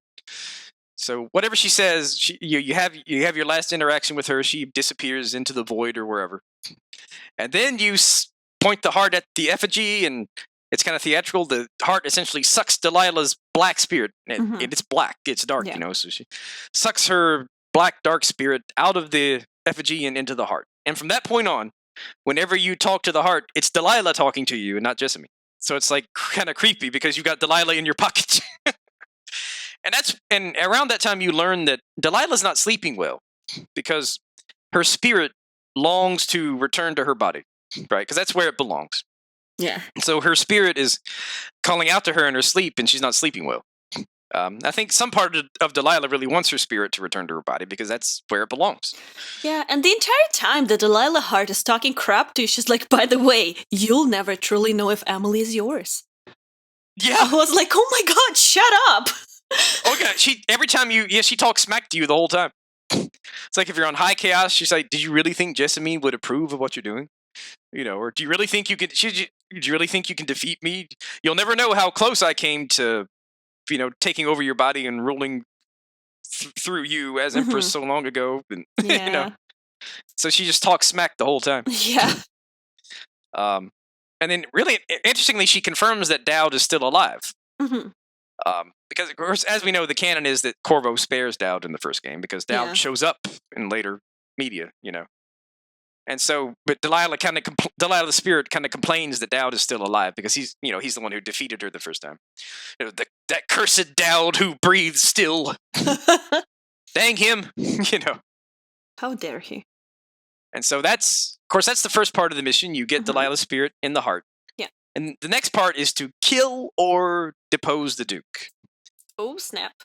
Yeah, no, finally we get to make the Duke pay for all the corrupt and self-serving things that he has done. Yes. Of course, there are two ways to do it. The non-lethal way and the lethal way. The lethal way involves just killing him, but there's a trick here. There's a catch, because you come to learn that the Duke has a body double. Someone who looks just like him. And the purpose of that is to confuse potential assassins. Like us. Exactly. And so part of the trick to eliminating the Duke is, now, of course, you could just kill both the Duke and the body double and not worry about it. That's one way to do it. Yeah. Matter of fact, there's a Clint Eastwood movie I saw a long time ago, and Clint Eastwood was tasked to kill one guy among three, but he wasn't sure which of the three it was, so he just killed all three of them. What a brilliant strategist. Yeah. Yeah. And in the Lady Boyle's last party in the first game, if you don't want to go to the trouble of figuring out which of the three is Lady Boyle, you just kill everyone at the party. Yeah, you just kill all three. And that will accomplish the mission. Yeah, there you go. So you can kill both the Duke and the double and not worry about which one's which, if you like. But to do the non-lethal ending, you're going to have to really figure out which one is the double and which one is the Duke. And, of course, there are all sorts of clues to help you distinguish between the two. Like, for example, the body double, whose name is Armando, kind of a perfect name for Michael Buffer to announce, in this corner, Armando Abel! But yeah, his name is Armando. And he's a smoker, but the real Duke is not a smoker. Yeah, the real Duke vapes. He vapes, he doesn't smoke. He uses those little e-cigs. Yeah, and of course, places have taken to banning the vapes as well as the cigarettes, so it doesn't really help anymore. But, the Duke does not smoke, but the double does. And so if you kind of like hide and observe him for a little while, if you see him smoke, then that's a sure sign that's the double and not the Duke. Yeah. And there are other ways too to tell, kind of subtle ways, like how they behave if you destroy something or kill somebody is another way. Yeah. And the body double has his own living quarters in the palace, and the Duke has his separate living quarters. So there are all sorts of ways to tell. So you can kill both and not worry about it. You can get lucky and kill the Duke, and then you'll get credit for accomplishing the mission. But to get the non-lethal resolution, then you're going to have to figure out who the double is and go talk to him. Yeah. And so what he'll say is that, he's been impersonating the Duke for a long time. He's gotten really good at it. And so what you'll propose is that we essentially replace the Duke with the double. Yeah. And have the double act as Duke in the Duke's place. And so you ask him, hey, do you think you could pull this off? And he laughs and says, I've spent years impersonating that a-hole. So he's got the art of impersonating the Duke down to a science. So he can do it. But there's a catch, of course. Uh-oh. Because before anyone believes that the double is the Duke, they're going to expect to see a certain medallion. Yes. That the real Duke keeps on his person at all times. And so what you have to do is you have to either pickpocket the Duke or render him unconscious, get that medallion. And once you have that, the plan will be in motion, and the double and Armando will tell you, okay, cool. What I need you to do now is render the Duke unconscious, bring him here. And what we'll do is we'll tell the guards that the Duke is the body double, and that he's finally gone crazy. He spent so long pretending to be me that he now thinks he's me. And so what do we do with such a person? What we usually do with people, send them to the mines. I feel like that's the solution of the game for everything. Oh, what do we do with them? Send them to the mines. Well, in this case, it's even better. What they wind up doing is they send him to a mental institution, an asylum, Oh, where he's locked up for the rest of his days. the asylum is located in the mine. You know what? I bet it is. You know what? These people who are locked up in the asylum, they're sitting around, they're not contributing anything, so let's just send them to the mines. Yeah. So the plan is basically to make people think that the double is the Duke, and to make people think that the Duke is the double who's gone crazy and now thinks he is the Duke. So we'll tell everybody that this is the double, and he's pretended to be the Duke so long that he actually thinks he's the Duke. Mhm. And so if you get the medallion, then it actually works. You render the Duke unconscious, you put him on the bed like the double tells you to. And then the Grand Guard comes. It's like, when I played through this, I think I killed every guard in the house, but somehow there were 2 or 3 more guards to come and arrest the Duke. Aw. And so the double has the medallion. He can now pretend to be the Duke, and he points to the guards and he says, "Arrest this fellow. He's pretended to be me for so long, he now thinks he's me." And of course, the real Duke is beside himself. He's like, "What? You can't do this. I'll have all of you strung up and executed. This is crazy. You can't do this to me. I'm the Duke." Or not his exact words, but something to that effect. And now, interestingly, what happens here depends on your chaos level. If it's low chaos, then the double, who is now acting as the Duke, will tell the guards to be nice to the Duke, right? Treat him gently. If you're on high chaos, Armando will instruct the guards to cut out the Duke's tongue. Oh my god! Yeah. Yeah, cutting off the tongue is another Dishonored signature move. Yep. Well, it's like in Dark Souls 3, you cut out the pale tongues. Oh god, yeah. When you invade someone and offer them to Rosaria. But that's it. Armando is in Rosaria's fingers, and he's cutting out tongues to offer to Rosaria. Oh my god, that's how he looks so much like the Duke in the first place. Exactly. He offered up tongues to Rosaria to make him look like the Duke. Yeah. Because she could change your appearance. Confirmed. Dishonored and Dark Souls take place in the same universe. Confirmed. We should legit have a podcast on that. Absolutely. Connecting Dishonored to the Souls series, how they're all in the same universe. There are some very subtle similarities in some things. Like Emily's outfit looks like it could be a hunter's outfit in Bloodborne. Yeah. I think. Because she's got the coat and she's got the pants, and she's got the layers of clothing to provide protection, and she's got the mask, The thumbnail will set Dishonored predicting Bloodborne 2. That's right. Never mind Deracine predicting Bloodborne 2. Vati V has actually got some videos where he actually thinks that Deracine is predicting Bloodborne 2, or at least he wouldn't be surprised if it was. Yeah, but Miyazaki recently said that it's not. Well, never mind what he says. Yeah, what does he know? Is he a lore hunter? Is Miyazaki a certified lore hunter? No, he's not. He's just a creator. What does he know? Does he have a YouTube channel with 3,000 subscribers? I don't think so. I don't think so. Nope. He's just the president of From Software and the director of all the games. So, I think he made a wise decision, though, stepping away from Dark Souls 2 to work on Bloodborne. But that's... I like Dark Souls 2, but I think Bloodborne was a better use of his time. It was a superb game. Yeah. Oh, yeah. And by the way, the podcast on the development of Dark Souls 2, good stuff. I really enjoyed that. Oh, awesome. Thank you. I really liked it.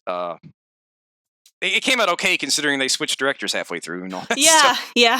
All things considered, it wasn't all that bad. No, it wasn't. I think that I wish they had put in some of the stuff that Richard was talking about that they cut out, but whatever, Anyway, we're talking about Dishonored 2, not Dark Souls 2. And so once you do all those things, the mission's over, pretty much. Now, interestingly, there's not a lot of evidence outside the game to indicate whether the canon is you killed the Duke or just had him shipped off to the mental institution and put the double in his place. What little there is seems to indicate that you went with the non-lethal resolution, though. And there, in Death of the Outsider, you find a newspaper article talking about how the Duke attended some event. And well, if people think that the Duke of Bell is still alive and in power, then obviously that means you replaced him with the double. Because it's impossible to get through this mission without either killing or deposing the Duke. But the trick is that the newspaper article is not dated, so it theoretically could have come out before or during the events of Dishonored 2. But, who leaves newspaper articles lying around for years and years, because Death of the Outsider takes place quite a while after Dishonored 2. So it tends to point in the direction of the non-lethal resolution, but it's not conclusive.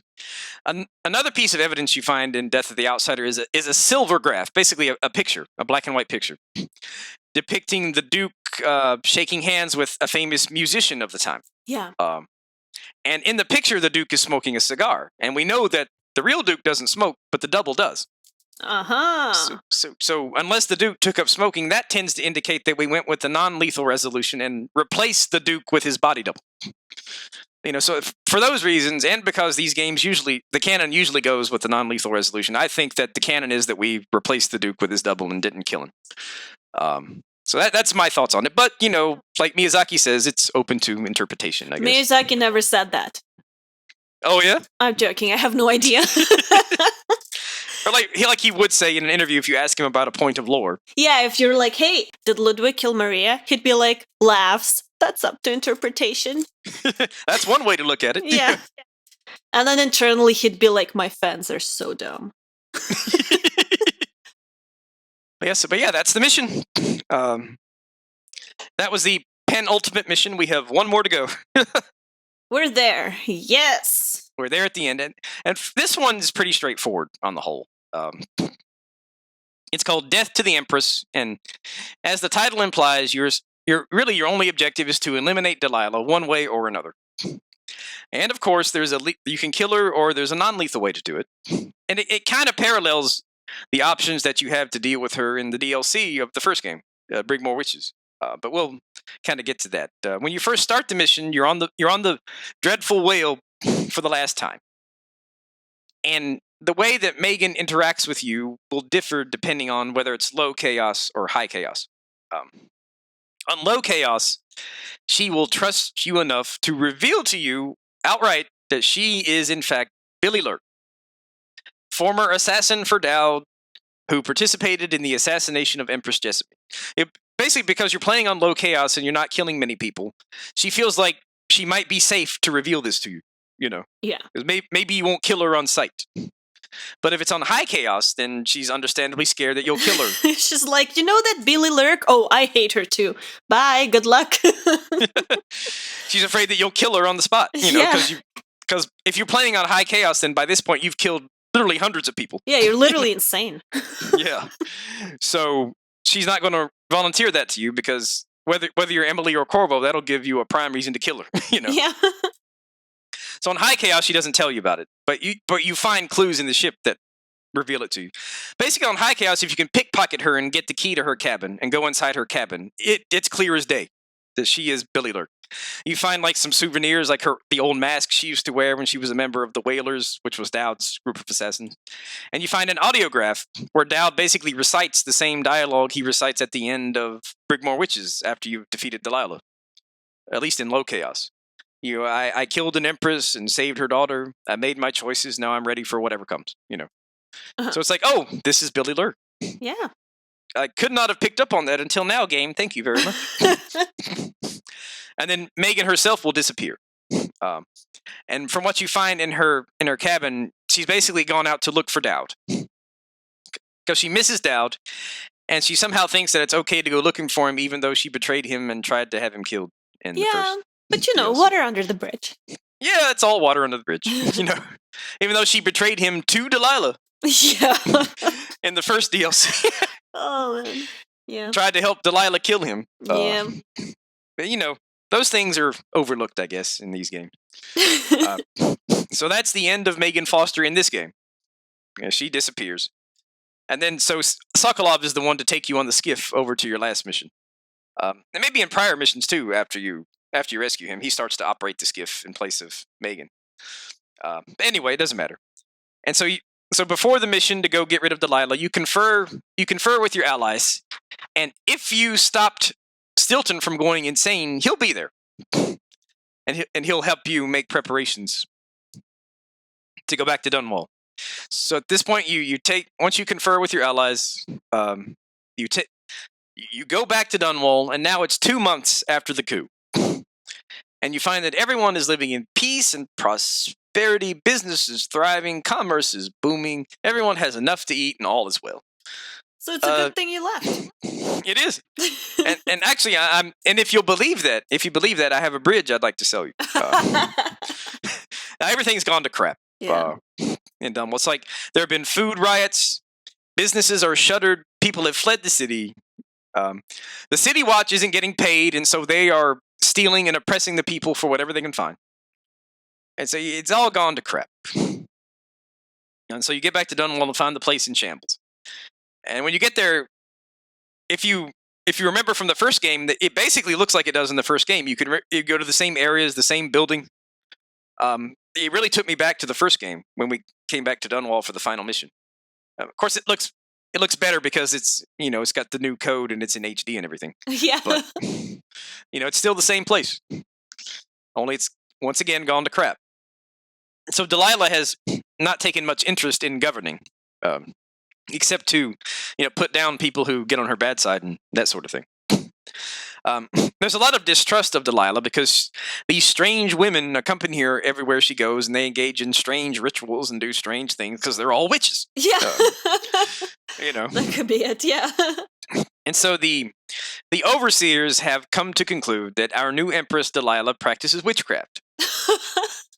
And so they organized this big, massive assault on Dunwall Tower, which comes to naught. The overseers are soundly defeated.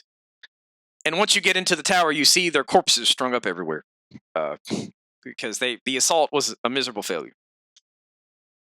But before you see that, you have to make your way through the streets to get to Dunwall Tower, and there are multiple ways to do that.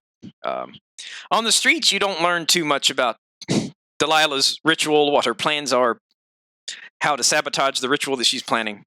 Because she is planning a ritual, like she always does. Yeah. She's always up to something. Yep, that's her thing.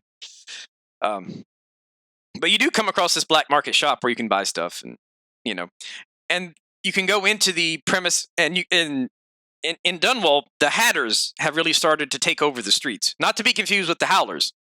Yeah. These are the Hatters, a different criminal gang in Dunwall. They've started to kind of take over things because there's been kind of a collapse of law and order. Because the City Watch isn't getting paid, they're not getting fed, so they're just kind of out for themselves. So you don't really see too many of them. So yeah, collapse of law and order. The Howlers are taking over, and Delilah doesn't care because she's planning something much bigger. Like, it turns out becoming Empress was not her ultimate endgame. It was something much bigger than that. She wants to reshape the whole world with her paintings. In the DLC, she wanted to... Basically, her plan was to paint a portrait of Emily and perform this ritual that would project her into the painting and into Emily's body, and she would possess Emily's body and rule the Empire through Emily, the rightful heir to the throne. That was her first plan. Dowd, of course, thwarted that plan. But now that Delilah has come back from the void, she's much more powerful and much more insightful. It's at the point where you find this one note that says that Delilah actually has learned that the ocean has a language, and the waves talk to each other and coordinate their movements. And so she says, if I can learn to talk to the ocean, I'll have a powerful ally. Like, she could come to control the oceans if she can learn to talk to the ocean.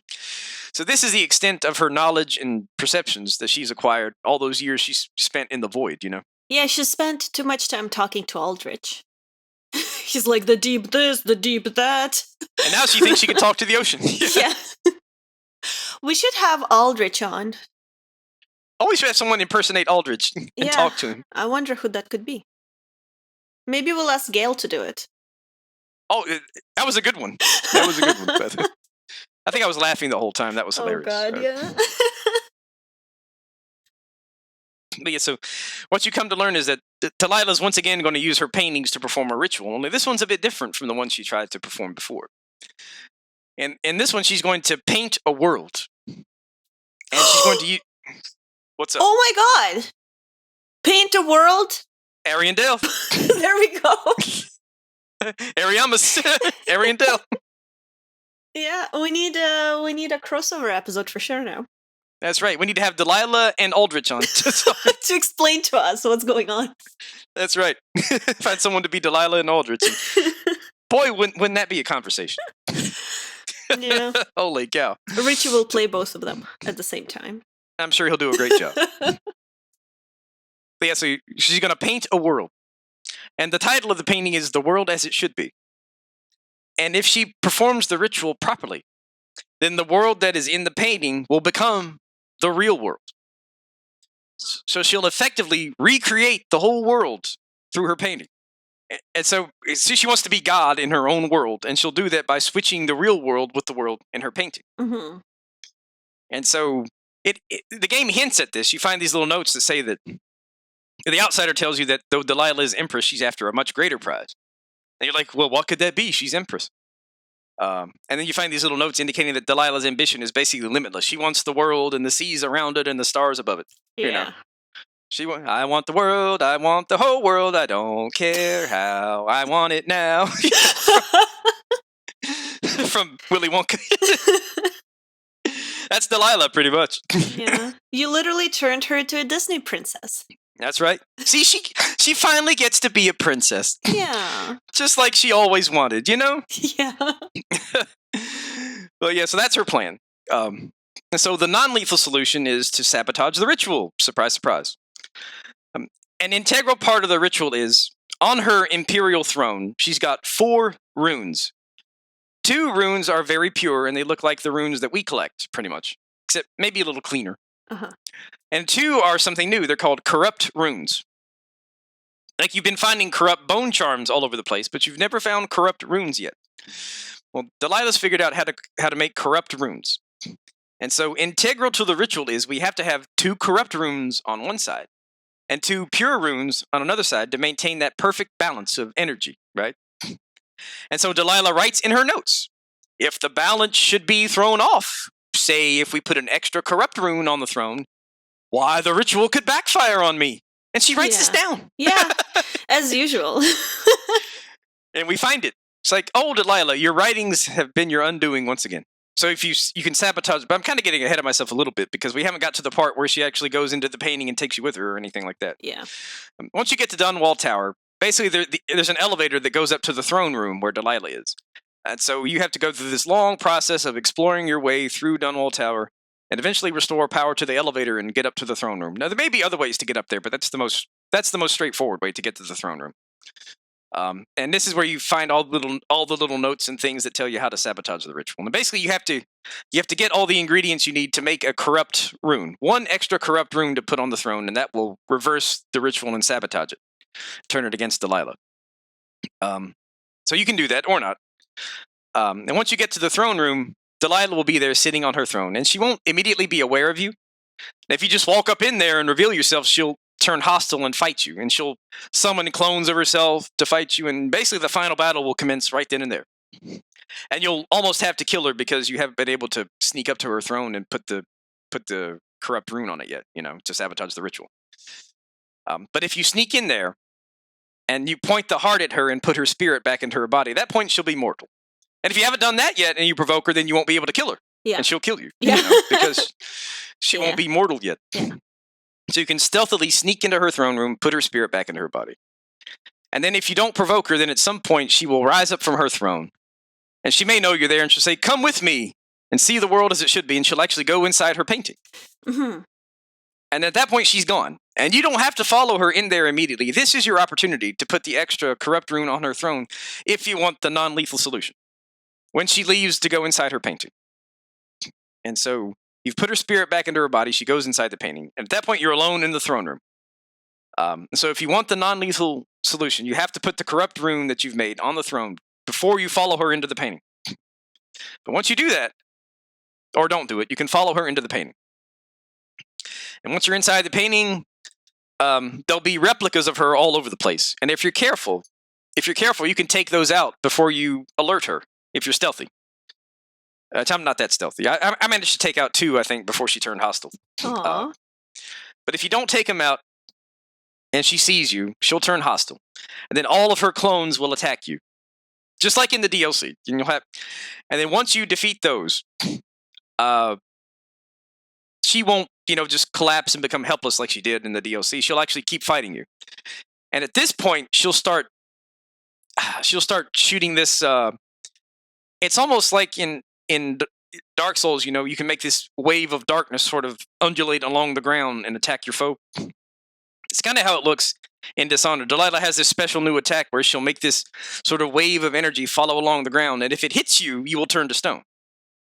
And it's game over. So you have to incapacitate Delilah pretty quick after you take care of her replicas, because that's when she starts using the stone attack. And if you wait too long, or if it happens to hit you, you'll get turned to stone. So you have to act quickly. Because it's kind of tough to avoid, with the mechanics of the game. Yeah. It's coming straight at you, Unless you, blink out or something, it's kind of hard to avoid just by running, so. Anyway, if you kill Delilah, then she's dead, and it's mission accomplished. But if you incapacitate her, then you can get the non-lethal solution. What you do is you'll bring her back out into the real world. And she'll lay unconscious and you'll hide in a corner, and after a while she'll wake up. And then she won't realize that you've put the extra corrupt rune on her throne, and so she'll perform the ritual. And as a consequence of this, if you've sabotaged it, then she will be trapped inside the painting forever, and she'll rule over an imaginary world. Thinking she's actually accomplished her objective and switched the real world with the world in the painting. So instead of bringing the painting out into the real world, she'll put herself into the painting and be trapped there forever. Well, in theory, forever, but with her, who knows? Yeah, it's true. And so I think that's the canon ending. If you read the comic, The Pierce and the Prince, it talks about how Emily trapped Delilah in the painting so that for all eternity, she's ruling over an imaginary world. Aw, good for her, though. Inside the painting. So she kind of gets what she wants, but at the same time, she's out of our hair, And she's trapped inside the painting. So either you'll kill her, or you'll trap her inside the painting. Yeah. And then there's one last choice you can make after this. Once you kill or incapacitate Delilah, you'll see your throne. And you end the game by assuming your throne. If you're Emily. Or if you're Corvo, you end the game by assuming Emily's throne or interacting with it. And you can choose to turn the other, de-petrify the other character and turn him back to normal. Or you could choose to leave him that way. So if you're Corvo, you can choose to bring Emily back, or you can choose to leave her as a statue. Yeah. And if you're Emily, same thing. You can choose to bring Corvo back or just leave him as a statue. Of course, the canon is that Emily brings Corvo back. Yeah. And if you're Corvo, if you choose to leave Emily as a statue, then you'll take the throne yourself. Right. And become the emperor. So there's all sorts of things you can do. So that's the last choice you have to make at the end of the game, is basically whether to unpetrify the other character or not. Yeah. And then, you end the game, and then the outsider sort of explains what happens after that, and you finish the game. Wow, good job, Nick. I hope all that made sense, man. Yeah, that was awesome. Well done. That was our beefiest Dishonored podcast yet, I think. Oh my god, yeah. It was 3.5 hours, basically. Holy cow. I imagine you'll have to do some editing, but... No. You're just gonna let it play. Yeah. Kidding, yeah, of course. But yeah, no, that was wild. This game has a lot to it. Well, really excellent job, Nick. Thank you so much. Well, thank you for having me, boss. Of course, anytime you want to do this, just holler at me and I'll be available, Yeah, and tell us again about your complicated YouTube channel. Oh, yeah, it's, the link is youtube.com/c/CynderThief, one word, and the C and the T are capitalized. So, that's the custom URL that they gave me. Yeah, maybe YouTube is listen, since you're a lawyer, anybody who accesses your channel has to be at least somewhat intelligent to be able to remember all this complicated stuff. That's right, so we're going to make it as complicated as we can. Yeah. It is better, though, than the random string of numbers and letters that it used to be. But, yeah, we have, boss fights and streams and run-throughs and stuff, so... Yeah, it's really awesome. Everyone should check it out. Thank you, boss. I appreciate it. Okay. Well, I guess that's it. You're free to go. You may enjoy your day. I'm gonna go grocery shopping. Heck yeah. You enjoy yours, too. Have fun shopping and tell Corvo I said hi. Yeah, I will. All right, bye-bye, man. All right, bye-bye. Have a great weekend.